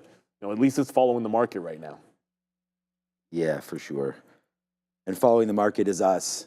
We are going to take the trends. And that's what's been working here. We talked about these moves. So we're getting lighter and lighter on everything right now. I mean, the amount that we're holding here on the TQs is still pretty special. So I'm going to get out one more piece here and then hold the rest. So we get another piece out at 60. Let's see if we can make those bottoms now come through for the TQs. Let's put a bid at $52 even. See if that comes in, 52.05 or something like that. Put a bid there. We're also in the 40s, see if we can get that. So let's just start looking around for some other things here. Netflix, Robinhood, Tesla, Alibaba. Yeah, Dell getting smoked here today as well as we continue to make, wow. This has been, we're $1.50 in the money on the TQs and on Nike right now, and we're playing with shares. So this has been quite a good day here. Needless to say, for most traders, I would think. I mean, regardless if you're long or you're short, there has been some good opportunities, especially if you were long right off the open. One name that's been holding though is NVIDIA has also been holding real nice. So that would be something to look at here for the long side of the trade. But oh boy. Okay, this is just, it really sucks to see this, but there it is, man. Why did you see Nike at 58? this is the thing, man. We just have this. We've been looking at trades. We've been looking at stocks for a very, very long time, 23 years or something like that. We've been sitting there trading. So Richard, man, I mean, all I can tell you is like, just keep coming back. You know, this is why this is the #1 most clicked on, most viewed social media thing that we have is the sticky note. And I'm just writing down ideas on there every day. You can look at yesterday's, you can go back. I think it's Havana, Woody, and some other traders are actually tracking these, but you know, there's the 58 short. We looked at retail, we liked it. We liked it for that move. So yeah, man, I mean, like I was saying, it's the one trade to rule them all today is look, Nike's going to be huge. There's no doubt about that. And we only have less than 2% left of this trade, so we're out. But we made 4x or so on the futures that we did on Nike. So again, you know, I'm not trying to sit here and just have fun. We're trying to sit here, have fun, and trade, and make a little bit of money and give you guys some of these areas. So there it goes, man. Another great day here. We're getting lighter and lighter on everything, so just take that for what it's worth. Look at that last fill there on Intel. We have 30% left of Intel, so actually 20% left of Intel, so we'll have to wait to see where that goes, but up to $22 might be a stopping point for me. But honestly, man, the futures are what's really making it go today. So yeah, so far so good on all of that. Let's just continue to hold it, man. I mean, this is 140 handles now in the money. We have the top of the day, Neil, in the Nasdaq. So, I mean, top of the morning to everybody out there, but that's a nice print for me. We'll just wait for it, see if it gets a little bit lower, but we are losing our patience here. It seems like we're doing a little bit of barcode action right now. I don't think we necessarily want to push the short. I think we're trending. It's trending down. Well, yeah, we've now, only been short, but I mean, things are starting to trend down. But there's a dichotomy because there's so many things that are doing the opposite. Everybody, I don't know what the story is on Rivian. Maybe Randy went in and bought a bunch of shares of this thing, but it's been trending higher, and I don't know what's going on with it. But it's an absolute burner at this particular point. So yeah, there's certainly things out there that are going. I was asked in the chat. Someone asked in the chat, "Where's a good place to place some bids to hold GME for the long term?" I haven't looked at a GME chart, and I'm going to say nowhere. I'm not thinking about like that is the last place I'd be looking for some kind of a hold of a long at this moment. Like you're starting to bleed. Just a quick update. I'm letting this one ride. We busted VWAP on Palantir. So either we're going to bounce off of one of these consolidation levels or get all the way into the bottom. As I said, we're trending down. Tesla just broke through. It just broke 270 and started to head lower. So when I looked at Rivian, this all started with looking at Rivian, and it's trending up like this. Where are we at? Support to resistance. Yesterday's support level, and this is trending up while the market's bleeding.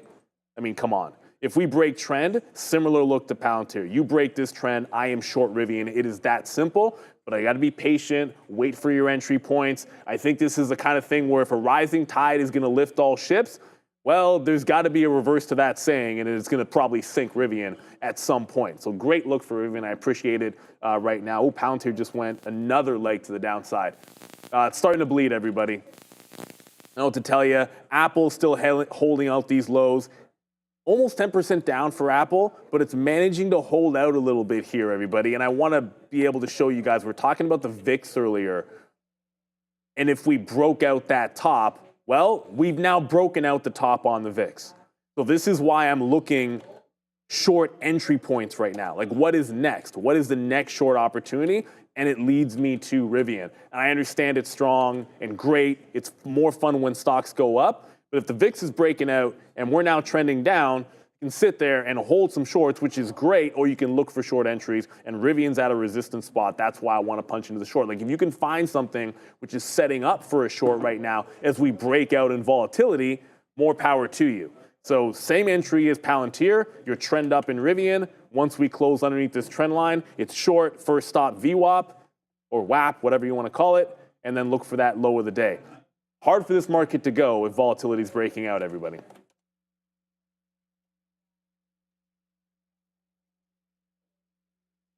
I don't know. All right, so yeah, the market, as we mentioned, not well right now. Have you seen JPM? Yeah, 230. Right there. This has been 170 handles now. as the Nasdaq goes top to bottom. Man, I hope that this can hold out right there, man, for the Nasdaq, but it's looking pretty good right now. There's the TQQs, there's Nike as well, the two trades that are definitely holding the day here for me. Well, the only two trades we have. We have Intel, which is a winner, but whatever. We'll wait on that one. Intel's not really doing anything, so sitting here and shorting that one, whatever. 65 it just went to. We'll put another bid there. Intel, I'm just not super excited about Intel, so we'll wait. I mean, if it can get up there and we can short a little at a better price, then fine. But for right now, let's just see if we could just take 10 cents. Back down into VWAP, or sorry, the 50-period moving average. We'll sit there, take that if it goes. If not, man, we'll short some 90s. Why not short the top of the day? What's up, Jay Lee and everybody else that's out there right now?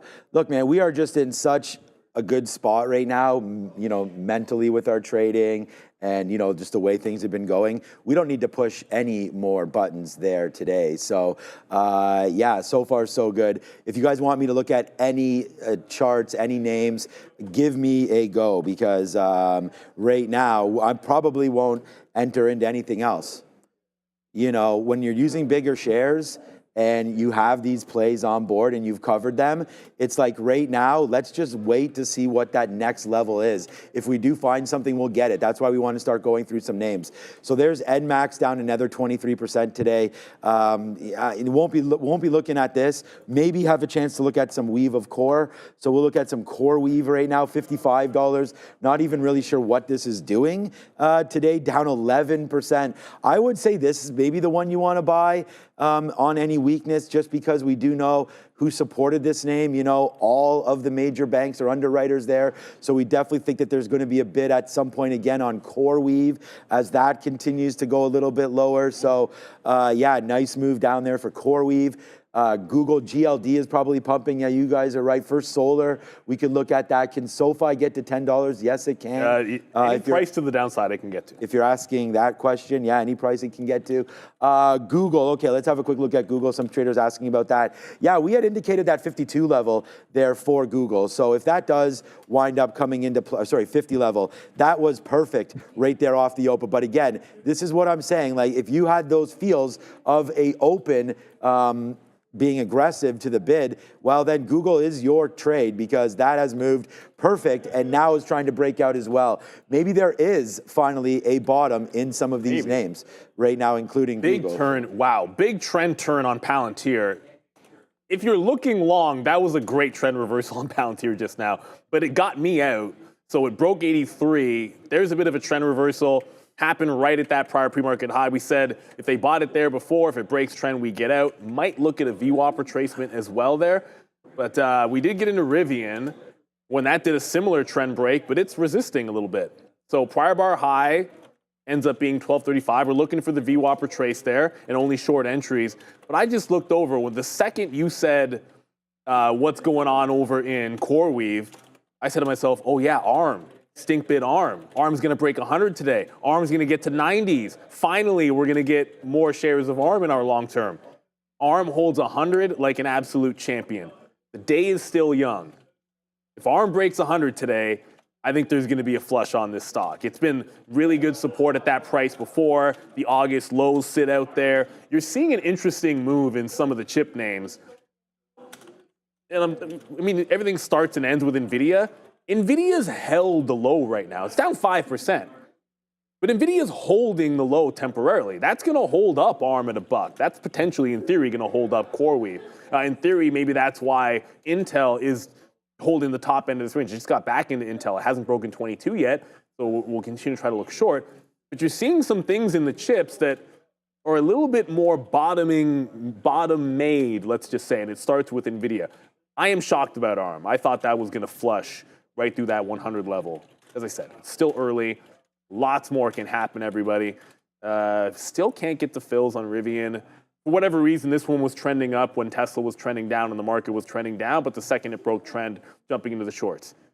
Mean reversion today, I think, is going to be a great look with the volatility that we have. So I like the trend lines. We'll continue to play those. Palantir's worked. Rivian's not looking as good as Palantir because I feel like that got down into VWAP really quickly. Like it just broke trend and you headed right to VWAP and you accelerated when it broke VWAP. Whereas with Rivian, it's slowly making its way down. So very, very different story. And for everyone looking at the retail space, Walmart now catching a bid off the volume weighted average price. I know it's down 1.5%, but Walmart looks, relatively speaking, like one of the best charts out there for a major, major name and a big holding for a lot of people. I haven't looked at Costco though. Probably very similar. Apple's I mean, some of those retail names, like we've been mentioning over and over again, in trouble. There been a nice little rally back in some of those names. I do like Costco, Walmart would be the top two for me in that space. Let's have a quick look at Lululemon again. Oh yeah, so did we take anything out?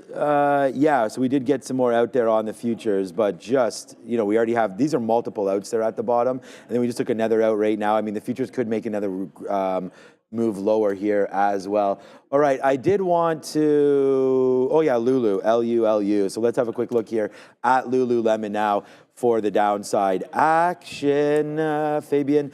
Right there, down 12.5% right now is Lulu. So yeah, man, get your, get your stretchy pants out because today you may need them. But I guess maybe pockets are getting a little bit less fat today. But again, it all depends on which side of the trade that you're on, right? I mean, obviously, as a lot of us swing longs, that's going to be a problem. But if you've been net short today, it's been a doozy. It's only 10.20 right now. We still have $2.50 in the money all over the place. We are light on. Oh, that's what the fill was. I was like, oh man, it's not Intel. It's not any of those names. It's Nike. So we did get a fill down there at 56.25. Now we have 1% left of this trade. So shout out to my guy, Obi, who's actually pushing some size back there as well. Congrats to Obi. But it was also the breadcrumb comment that he had made. When you just have a little piece left of a trade, that is a breadcrumb. But remember what we say. It's up to you guys. I'm just telling you how many shares I have left. And, that's in relation to what I trade. If you guys are in a position as well, that's why I say breadcrumbs like 1 to 2%. But, it could be 10, 20, 30%, depending on what size you guys are using. So just take it in relation to your own outs. Because when you're looking at all of these, this is why I keep telling you, what do we have left on board? So for the TQs, we have 5% left only. Of this trade as we try to make new lows here. So our net is at the highest it's been all day, but we are getting lesser and lesser on all of these positions. So just take that into consideration when you're putting on new positions. I'm covering here at these levels and looking for more opportunities. So that's something to always think about there. And again, we talk about this all the time. Joe and Sharif will trade completely different share sizes than each other, as will Neil and I. So you got to just understand that these are the opportunities that we each see. And I'll try to tell you when I'm in 10 units would be the maximum for a position. And I'll let you know when we're into those. And this morning, we were probably in 4 or 5 up there for the TQs because we got some good averages. We didn't quite get to 54, which is where we wanted the trade. So we're happy being short at 53.80 right now. Neil, 180 handles in the money as we're at the low of the day right here, despite the open. So there it goes, man. We're actually right at the open right now. So 180 handles in right now on the futures. Just goes to show you this is what trading's all about. Trade the trend, be in these positions. Look, we're both net short right here, and it looks like it's trying to work itself out. So far, so good there with a big day. And again, just following trend, being smart, being safe, sticking with what you're doing, and trying to hold on to a little bit, although we didn't hold on to enough. IWM not holding on to very much here. Currently around that $190 level. This is down about 5%. And apparently near bear territory. We are poised to close with the IWM in and around that bear market area. So be aware of that. Here's ICCT. There's not a lot today with these small cap runners. Some smaller names here, but ICCT with a 1 million share float. Then we have OSRH. This is a name that's run in the past year. OSR Holdings. Smaller float as well. Nice bounce here off the lows and off the open. Last but not least, GNRX. This is a penny stock here for GNRX. Keep an eye on this one as well. Again, a lot of these names are removed from lows, but ICCT, iCore Connect, frequent small cap runner, very strong, guys. Back to you. Thank you very much, Adair. Appreciate you there. As the market continues to bleed, I just noticed, let me go back over. We were talking about the chips looking relatively strong. Forget about, okay, Rivian's at VWAP, blah, blah, blah, blah, blah, trend reversal. You can see I'm on the bid in front of 12. That's working. Intel just made a break of the high of the day. So I just reloaded Intel, and that's breaking out those highs. Like, you are seeing some strength. Oh, yeah, that NVIDIA chart. Yeah, what are you going to do? I'll just zoom in for you guys. That NVIDIA chart it's got that crazy wick that every time I get rid of that dark pool wick, it just comes back. You're holding on to VWAP with NVIDIA. I already showed you guys ARM, so there's some strength in some of the chip names. I look over at Broadcom, load, distinctly different. So you got to notice within a sector, you'll get strength here and weakness there. So I'm just going to jump out of Intel and wait till it starts behaving like everything else. And one thing that you can do is, if it's grinding up and the market's going lower, instead of shorting it on the way up, just wait for it to do something like Palantir did, like Rivian's doing, end the uptrend, and then take a reversion on it. That's what I think I'll look for here. There's a bunch of small cappers moving around as well. I see ICCT that everyone's talking about. If you're looking for things to the long side today, not a bad place to look for things with squeeze potential or small cappers that just don't care what the market is doing. If your game is only going long, not a bad place to be able to look out for, everybody. So I think you want to pay attention to that. Want to give a big shout out, I believe. We doing trade the pool? No? There we go. Everyone knows the saying, big opportunity comes with big risk, especially a day like today where volatility is all over the place, a market like now where volatility is all over the place. But what if that wasn't true anymore? Trade the Pool is redefining what risk means for traders. No more risking your life savings to prove yourself in the market. They give you access to company capital, up to $200,000 to trade real stocks, no CFDs, and your downside is limited to a single one-time fee that starts at just $47. That means no blowing up your personal account. You get to trade with serious buying power, all while knowing your loss is capped. Trade the Pool now offers an unlimited time during the evaluation. You get the freedom to trade your way with no time pressure. Visit tradethepool.com and see how far your $47 can take you. Scan that QR code you see in front of you. Shout out to Trade the Pool. Appreciate them for sure. Maybe you can look at some of those small cap gappers as they're starting to go. I hesitate to even look at what those squeeze IPOs are doing. I can only imagine what happened in Newsmax on a day like today. But just to recap and go back to what's happening in some of these semi names. Like, we get out of Intel, and that's how you preserve. Like, Intel, the position board must not be working. Oh, I'm out of Intel. See, this is my stop right here at the high of the day. I'm still in Rivian, but I'm not in Intel right now. There's no chance. Like, you see it breaking out. You're seeing it continue to buck the trend. So why fight it? There's yesterday's high, and you can wait for it to get there. Look at what it did yesterday when it broke at that level. It got right into a prior resistance from the day before, and then that was the tank. So we break out here, you wait for it to get to a resistance, and then slap a trend break on it. That's what patience is about, and you want to make sure you're not fighting the trend too much in here.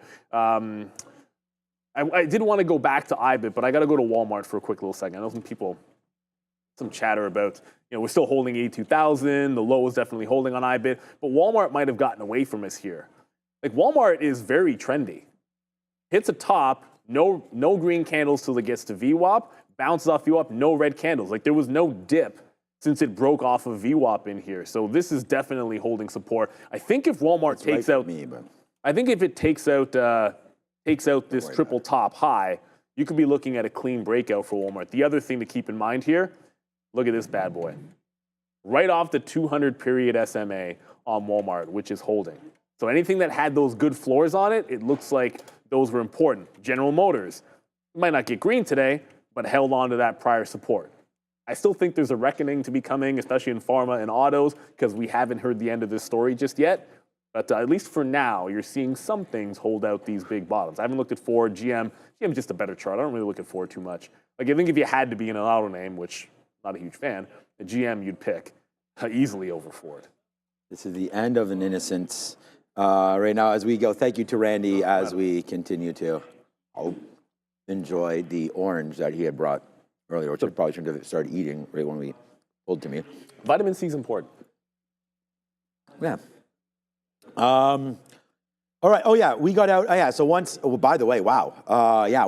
This is our 1L today for Intel, and there it goes, man. It just broke higher. So remember we said we weren't that interested in this until it got to 90. Well, we waited for 93s right there, and then got out at 22. So right now, man, whatever. And this is what I'm talking about when we lose.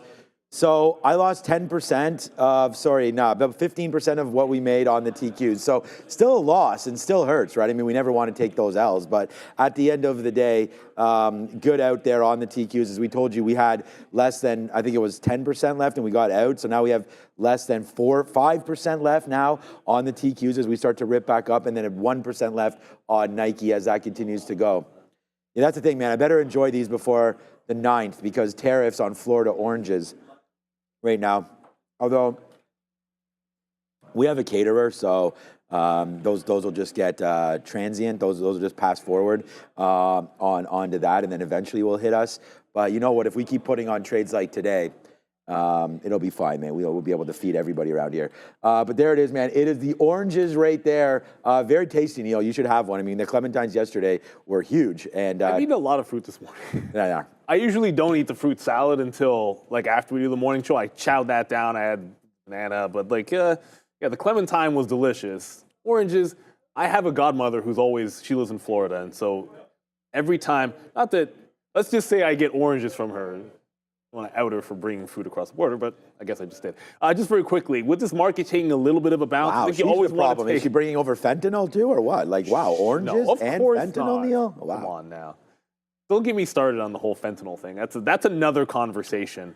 I understand negotiation tactics and all that, but come on, it's not our issue on this side of the board. It's not a big deal. But Rivian just held VWAP. So anything that is holding upward trends, I think, like I said, you want to take profit on. So just going to get some out there. Position board's now correct. Booyah. Remember, Intel is distinctly different. Look at it churn to the upside right now. Like, this is definitely on one. I haven't heard any stories about this, but sometimes it can just be relief rally or, something that's so badly beaten up. It's just that there's sellers aren't interested at some point. Like, it's like, how much can you beat a dead horse? So a little bit of a relief rally happening over in Intel as we speak, but it's still got yesterday's highs to work off of. We'll try it again at that price. But let's go and talk about crypto and Bitcoin holding 82. First time to take a look here at miners. It's worth noting these miners actually do have a tariff-related story. I mentioned it this morning, but I guess a lot of the mining technology is sold by a company in Beijing. So, of course, China, with these reciprocal tariffs plus previous fees, it's going to be about 54% tariffs on China, as confirmed by the White House. So MARA and any of these miners that do rely on these goods, majority produced in China, have been hit a little bit here. Now let's take a look at BTC. This is the daily chart for Bitcoin.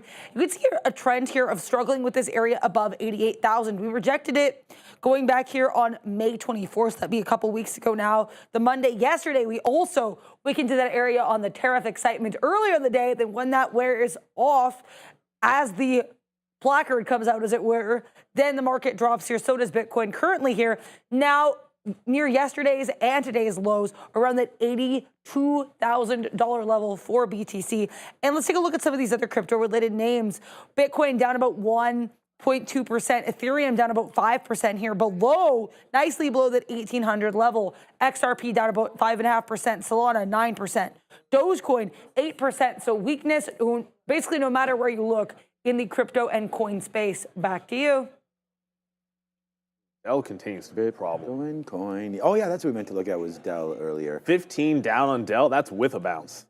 Like, you're down 15% after bouncing $2 off the low on Dell. So, I guess that means it was down 17.5%. Something like this, you look at it off VWAP, if it fails off VWAP, sure.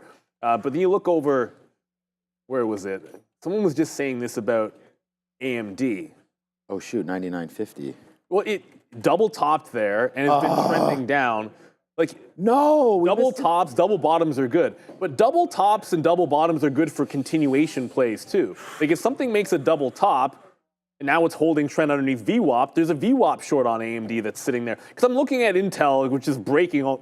What are you going to do? And I'm looking at what chip name can I replace it with to look for that short trade if it's just going to continue to go higher. And someone mentioned AMD was underneath VWAP, so we looked at that. A few people mentioning Amazon. Like Amazon never hit any short the pop levels of mine. I can tell you that obviously here. It wanted no part of the 90s. It wanted no part of any of those pre-market highs since the open, but it just broke the low of the day. This could get 10% down, no questions asked. 8.5 as we speak. There's nothing on the daily chart that's going to give you support till 170 or the August lows, which I feel like Amazon feels like a no-brainer buy at that low, but there's a really good chance at that point, I'll be looking at Meta if we actually get down there. You got to know what stocks you want to dip by, and on my priority list to wait for Q2, I just happen to have Meta over Amazon. They're both good companies. Just you have to have your favorites. Yeah, you guys wondering what's going on? Yeah. And like I said, man, traders are going to take their shots. And this is why we post this up. Like, I cannot believe we missed it twice. There's 99.50 to start the short in AMD. So we talked about missing it by 2 pennies right there, right? So that's 99.48. We're sitting at 99.50. You know, that moves down, that retraces immediately, not even a chance to lose on this trade, goes all the way down $1.20. It makes the move all the way back up again. This time, like, I'm still sitting there like an idiot. Should have been down a little lower than where we are right there. 99.42. So we missed that one by 8 cents, only to be now in the money $1.50. So it just goes to show you, you know, stay on the stocks that you need to stay on. Be there. This is exactly what we're doing today. And that's why it's going to be, again, good day, obviously, to be into the short. And like this time we're sitting at levels that we want. So there's the bid for us on the TQs. Again, we have the high of the day there. We have the low right there. I was actually debating shorting Apple, believe it or not, because we are at that period level right there. I'm actually going to get rid of this wick candle. But as you can see, we're at the 200 period moving average for Apple. Still down 8%, which is pretty nasty. I got to edit this. 206.85. There we go. So, all right, now let's have a quick, whoa, we still got another one over there. All right, so good little level here to go short. We're a little bit off of it right now. We would have liked to get that 206.50. So if and when Apple decides, and maybe it won't, to come back up to these levels, then I think that would be a great opportunity to short at 206.50. Maybe even if we start at 206 and run that into 206.50, that's also a possibility right now. So that would be something for me to look at on the upside of Apple if the market does continue to rip. That's what we want to look for. So that would be a trade for me. Nike, TQs, those are the ones that we have short. Intel, we let it rip. And, you know, we could have shorted it. I don't think this is going to be the right one. We had seen NVIDIA. I know we just talked. You know what? We just talked about AMD. So let's go over to Tesla real quick and just have a quick look over here. What is going on with Tesla? Wow, huge move up to 275 again, right off the open. Like Tesla really, you know, wags the tail early. Like whatever way the market wants to go, Tesla goes there very aggressively. Early off the open, we did have that move up in the Nasdaq, and there goes Tesla up to 276, and then whoops, all the way back into these levels again. This is looking like a good bid. Like if you can hold this 264, then that is all good. So 264, waiting to hold there on TSLA. I like that opportunity for a potential long. I mean, we're net short, man. The futures are getting lower, lower, lower into the lows of the day there for the market. Make sure you do scan that QR code right now on your screen because we're charting every single day using eSignal, and you should be as well. It's 1 free month. Make sure you get over there. It connects to your 50+ brokers. We've got it going. It's 1 month free. You will not find that opportunity anywhere else, so go grab it right now. Great tech support, great back testing. You can go back and look at all of the post-market action, obviously completely customizable. The data doesn't stop when the markets close. It goes all night. You can grab Blue Ocean. You could grab any entitlement, including right now. We talked about how important Europe's been, obviously with the Mexican market now, the peso. You can chart anything with US dollars on here. Forex, definitely a game changer. Oil markets, NYMEX pit, CME, whatever you like right there. Sugar, gold, orange juice futures as Neil's aunt brings them in illegally. Where's Beeks? Yeah, what's up, Beeks? What's up, everybody, as well? Thank you for joining us one more time here today. This has been a huge show. I'm having the best morning we've had so far, and it's just 3 names, man. Nike, Intel, and the Qs. So far, so good there, man. Again, thanks for watching. I hope you're here for a long time, not just today. So join us every single day at 8:30, and then again at the close with our recap show. Yeah, and you're going to be in for a treat as well. Obi's stepping in right now, and he's going to good. well, he's still at his desk, but he's going to be stepping in for Sharif for the midday, so that's always a pleasure. Guess what's breaking? Look, the market's coming back down. Let's just go. You already mentioned Tesla. Might have missed a turn on Intel. Oh, boy. It didn't actually give you that trend reversal clean trade. It just kind of quadunked all over itself to steal a turn from Sharif. And it looks like it's headed back into VWAP. So we didn't get that top on Intel. It wasn't quite the setup we're looking for. But guess what's taken out the highs? Defensive name? Delicious? I don't drink Coke. I'm not gonna lie. Unless it's like a rum and Coke or something like that. But KO through the high there. I know Pepsi's going as well and Procter's having a good day. But you are actually testing a 52-week high break right now. So we talk about the market trending down. This is definitely trending up. And then I love gold. Who doesn't love gold? Nice rebound here as, well, it was solidly, it's literally flat. Well, it ticked into, it just ticked into the green just now as a huge V-shaped recovery. Did it make sense that we're going to continue to trend down on gold if it's a safe haven? No, it caught that bid. Watch out for a little resistance up top in here. As that catches resistance, you want to remember that a bit of a correlation, again, risk on, risk off. Gold hasn't broken out that high from yesterday. You had the VIX make a fresh high and start to pull back, so it has another high that you want to respect as well. So you keep an eye on those things as you're either hanging on to shorts or maybe you're working some of these stronger, like maybe you're long in Coke or something like that, and you want an indication of when you're going to turn so that you can take some profits. Profit taking, always an important thing. So I'm frustrated with Intel. We weren't able to get back into it. We were looking for something along these lines, like a clean trend break is what I was hoping for. That's what we got with Rivian. And just like Palantir, this should look almost exactly the same. If we break trend bottoming tail wick at a prior support level, I jump out. Palantir is still holding above VWAP as we speak. Thinking same thing on Rivian. Maybe you get to the low of the day, but you've got a downward trend which can now break because I can connect these dots in here. So we break back out above 12 or get to the low. It's now binary on that Rivian trade. And remember what was going on here at that moment. Like the market had curled, the VIX had turned, and you're either holding on to shorts or looking for a new entry. I think the same thing happens.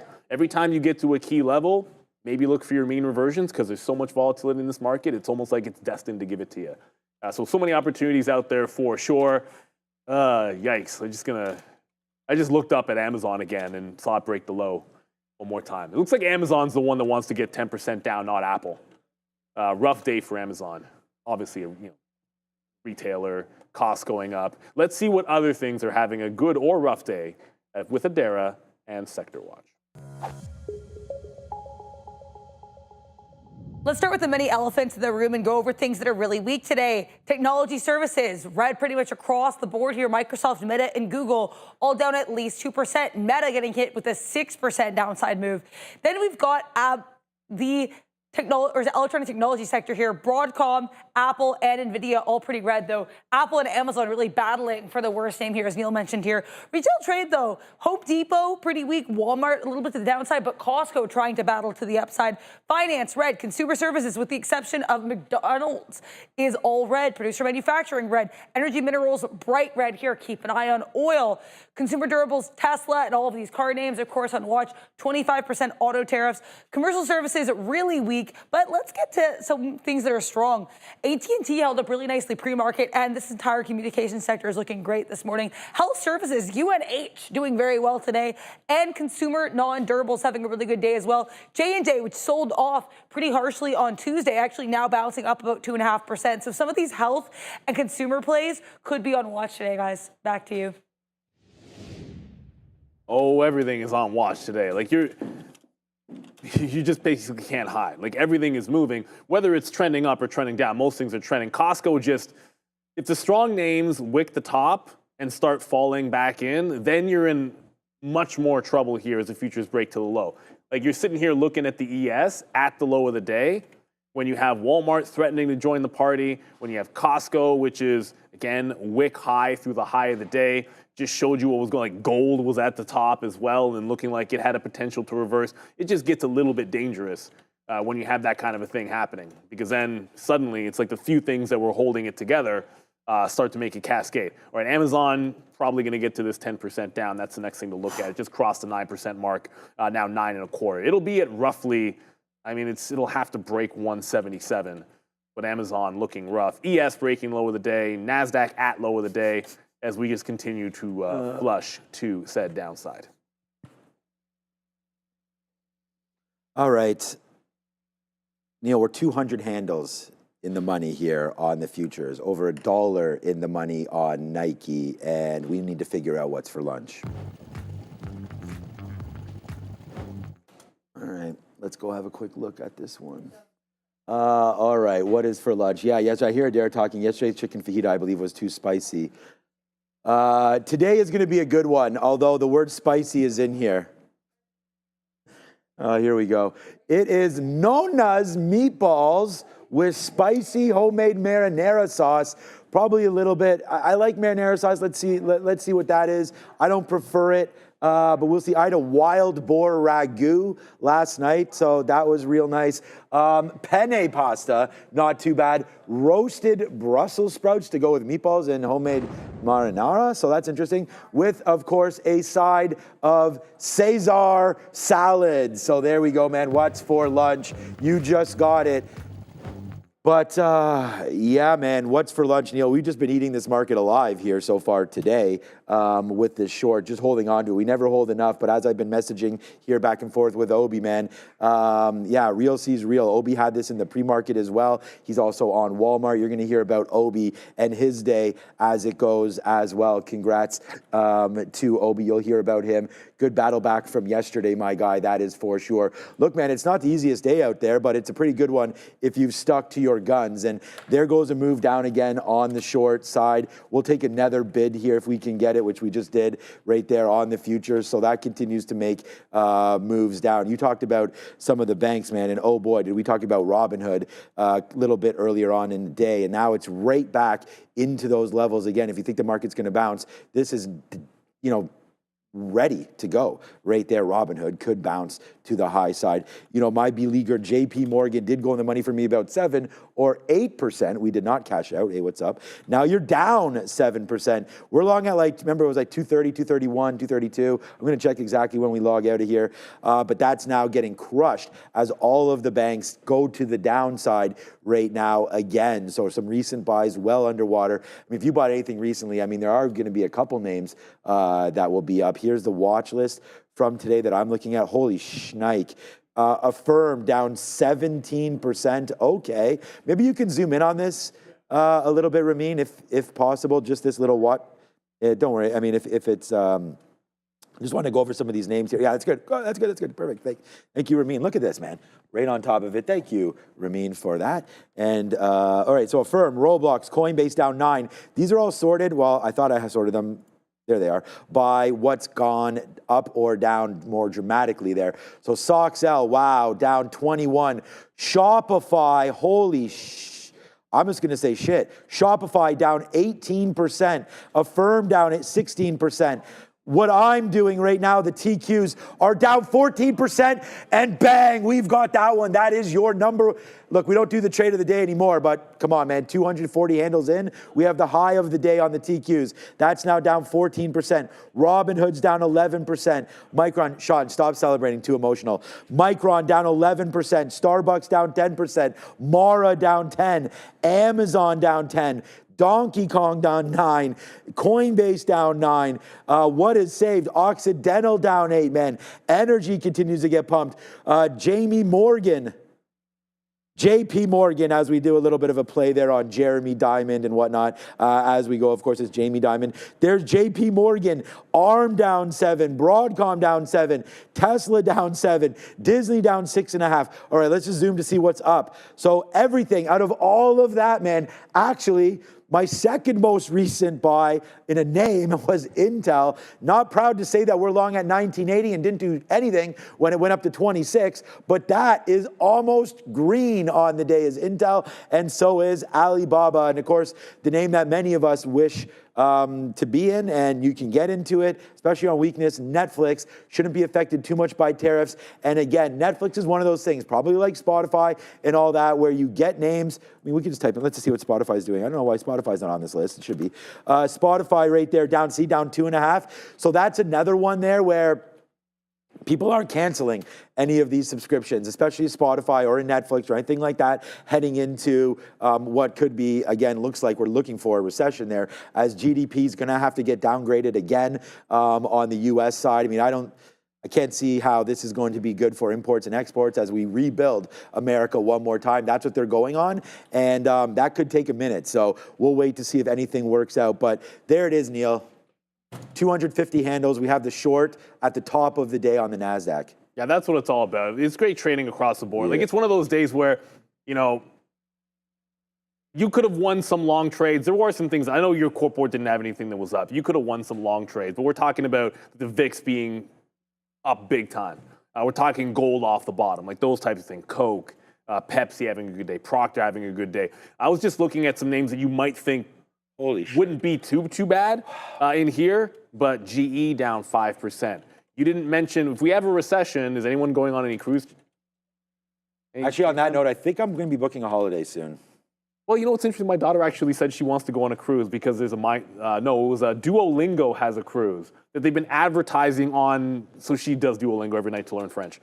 They've been advertising the cruise while she's in the app. So every single night she sees pictures of this. Smart. And she's like, we should go on a cruise. CCL down 13% and getting blasted. NCLH, same thing.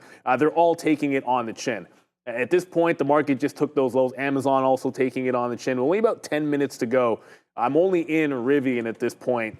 And at this point, it's like, let it fly. You're almost at the low of the day. That was the target. And we have our trend reversal if to get out. Oops. I canceled that. So we're going to take a trend out on this. It didn't break trend yet. We're going to let it fly into the low. We break this trend line, and we're jumping out of the trade. When you look at Palantir, which did a similar move, it broke trend way up here. But then you could have maybe got into the short at VWAP, just looking for that next opportunity when the market gives you some kind of a bounce. So far, so good if you've been in the shorts. Yikes. Tesla just broke the low of the day as well. Yeah, you might want to hang on, just see how far it can get to said downside, because it's getting pretty nasty around here unless you're looking at the VIX. I'm going to imagine there's been some crazy moves in Forex, which, I mean, if you're at real trading, you can trade Forex as well. We hardly look at it. Let's have a look at the US dollar. No one cares about the Canadian dollar with Adara and Money Talk.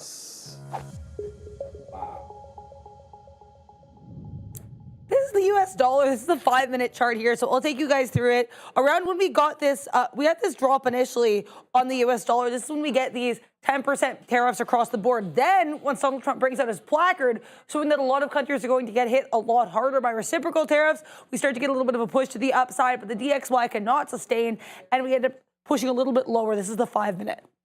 Then we gap down, and really today, this is just a story of lower highs, lower lows, and a flat bottom break for the US dollar on this 5-minute chart. Here we're on that 101.3 level. That is low. Currently you're on 101.4. Let's take a look at the daily chart for the DXY. I think this really shows you the strength of this move to the downside. This head and shoulders that we've had forming on the DXY for some time really seems like it has come to fruition here. Let's take a look at the CME FedWatch tool. Almost 75% of participants are seeing that there will be no rate change in the May meeting. This is actually down quite significantly with 89% of participants expecting no rate change. So a little bit of a change here. Now we're seeing some odds raised for a potential cut at the May meeting. But then we take a look at June, which is a very different story. 58% of participants are pricing in a rate cut of 25 basis points, 20% of participants expecting a 50 basis point cut in June, and then another 21% expecting rates to hold stable. So it looks like we're seeing increasing upticks here of a chance of rate cuts earlier than expected, or maybe even more than we were expecting to get this year. So keep an eye on the Fed funds tool, really good sense of how the market feels about rates. Back to you. to ProfitX, because if you're into trading, which if you're watching a trading show, I know you've got to be, then ProfitX is the best way to look at sports betting. Why? Because you get unbeatable odds, which compare very, very favorably across the board. You can check them out yourself. We have. They are fantastic. You want to get them on the biggest game? ProfitX is a peer-to-peer platform where you set the price. No more one-size-fits-all lines. You craft your own picking strategy with real-time trading tools. Sit on the bid, sit on the ask, hope to get swiped up. Some people want to get on the outside of this Auburn line, on the other side of this Duke line. Maybe you get picked up. It's like sitting a stink bid out there, everybody. You get to secure best odds, track the action, and watch your plays play out live. Total control at every step. Sports playing with ProfitX reimagined. You can use the code TraderTV to get a sign-up offer of 2% cash back up to $300. Obviously, NCAA not happening until Saturday, the semifinal games. But with the yes-no bids, heck, man, you can take a shot. If you don't think that Duke is going to win the national championship, you could bet the no now. And even if they win that game, you can reassess and maybe take some risk off. You have all those opportunities to manage your trade when it comes to this. So shout out to ProfitX. Scan that QR code that you see. And always bet responsibly out there, everybody. But I like that bid-ask aspect of it. I think tomorrow, when you get closer to the games, we're going to see if we can't get swept up on that Auburn, because I like Auburn this year. I think they'll get to the national championship game. So Tesla breaking lows. It was Amazon that we're tracking into this potential. Ooh, it's trying to break trend here, Amazon. I don't know if it got 10% down, but a little bit of a bottoming tail wick there on Amazon. What's happening to Rivian short? It's still not breaking that trend. Now, it is at the low of the day. This is where we opened up and caught a bid, so it's a pretty natural spot to move the trend and have it. If it just breaks out, I guess, above 1185, I got to move my trend out and get it to there. So at this point, the market might make a bottom, but as we are breaking lows, anything that holds the low, take profit and maybe look for another opportunity to get in. And this isn't breaking the lows. And Rivian started out as a relatively strong stock. So I want to make sure I get my trail in. Can always reassess back at VWAP and get back into the trade. Palantir gave you an opportunity to do that. It might give another one here at the volume weighted average price. But the shorts have been in control. There hasn't been one that's tripped up, really. Yeah, no, let's have a quick look at, I mean, just to look how beautiful this looks here, we just covered some more right down there. We've let this thing fall. Like I said, we did have that 5 or 6% left of the TQs, and that was a real huge trade, man. Now down 270 handles, and it's still going lower. Again, we have the high. We have the high of the day. We are just so patient with it, right into those levels. So we really, really like that trade today, as you can see. And again, just about picking up where we left off, right? And that is like we knew this was going to be a short day. It did have that move higher, gave sort of the bulls something to cheer about, and then it was smack. And we also have that same trade on Nike where we were very, very patient. We waited for it, then smack. We liked it so much, we hit it twice right there. So boom, boom.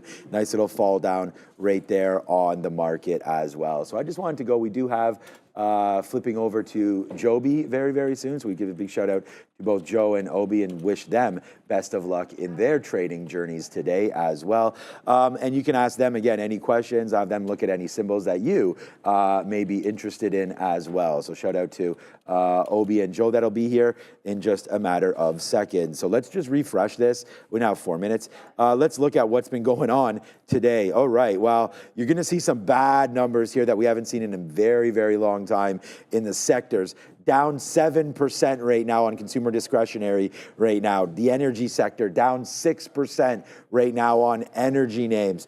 Industrials, we looked at Caterpillar, GE, all those kind of names, down 4+%. I mean, we can open it up to have a look to see which sector, which names are getting hit here. There's GE Aerospace, obviously downside as well. Stanley Black & Decker, talk about importing. United Air, Masco, I mean, names that we don't talk about, but names that have been really, really, really, well traded in many traders' accounts. FedEx, there's your GE Vernova. I mean, we knew that was going to get hit on a day like today. Everything's getting hit, so it doesn't really matter. United Rentals. Anyways, that's the overview of that. That sector's there. Materials, real estate, healthcare, holding on. But it's not all bad. This doesn't make any sense. S&P Financials, that can't be right. That's not up today, I wouldn't say. So we'll have to definitely look at what's going on with that one. Let me just click on that. What are they saying here on S&P Financials? That cannot, no, there it is. So yeah, down 4% it just showed. Yeah, of course. So yeah, I don't know why that didn't refresh it. What is up here on financials? Not Chubb. CME Group, CBOE. Yeah, they're liking the volatility, man. The more trades that go through, the better it is for those markets. But again, there's KKR, Discovery Financial, Apollo Group, man. Capital One. Actually, I like Capital One, so that's downside. I wonder, there's your Morgan. You talked about that. That's down 9. Blackstone, where's the Black Rock? How much of like a rock has that fallen there today? I actually don't see it on there. There's JP Morgan actually holding up okay. Only down 7. US Bancorp. I mean, it just keeps on going. PayPal down 9. Goldman down 9. Oh, there's AXP. That's what I wanted to look at. AXP I thought was actually a pretty decent stock. Again, a big American company. I mean, come on, Trump. I mean, if it says American in the name, I mean, at least, say something positive about it. But there's American Express, downside obviously today, but check out the daily on this stock. All right, well, I was looking at its rebound there. It's pulled right back in. It was above the 200 period, not anymore, but now everything's starting to bleed down. This would be, for me, a decent financial, as we are already into JP Morgan. I'm not in any credit cards right now. We have not a lot. We have the two names Square and PayPal, which have obviously been bad, and then JP Morgan right now. And then we just talked about maybe buying some Hood.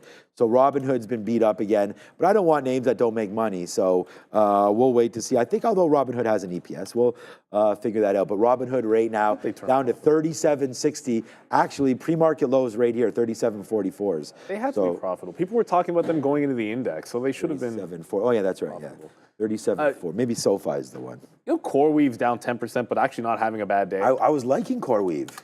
CoreWeave, I get it. Percent-wise, things are going to look bad across. But only minutes ago, there's 2 observations I want to make. And I looked at an IPO recently that you wouldn't expect to be bouncing. CoreWeave bouncing off prior day lows. It's unbelievable, but Newsmax is somehow above VWAP. That said, it's not much of a bounce. That's down as well, but it's trying to squeeze. Wait a minute, we're in Robinhood. You could probably do worse than squeeze names looking for some bids for sure. But the only thing I'm looking at right now in terms of maybe catching a bid is the trend break on Amazon, because it did wick. There you go. It's breaking the trend as we speak. It just closed above that prior bar right at 11 o'clock, because why not? So if it holds on to this trend line, looking for the long here on AMZN.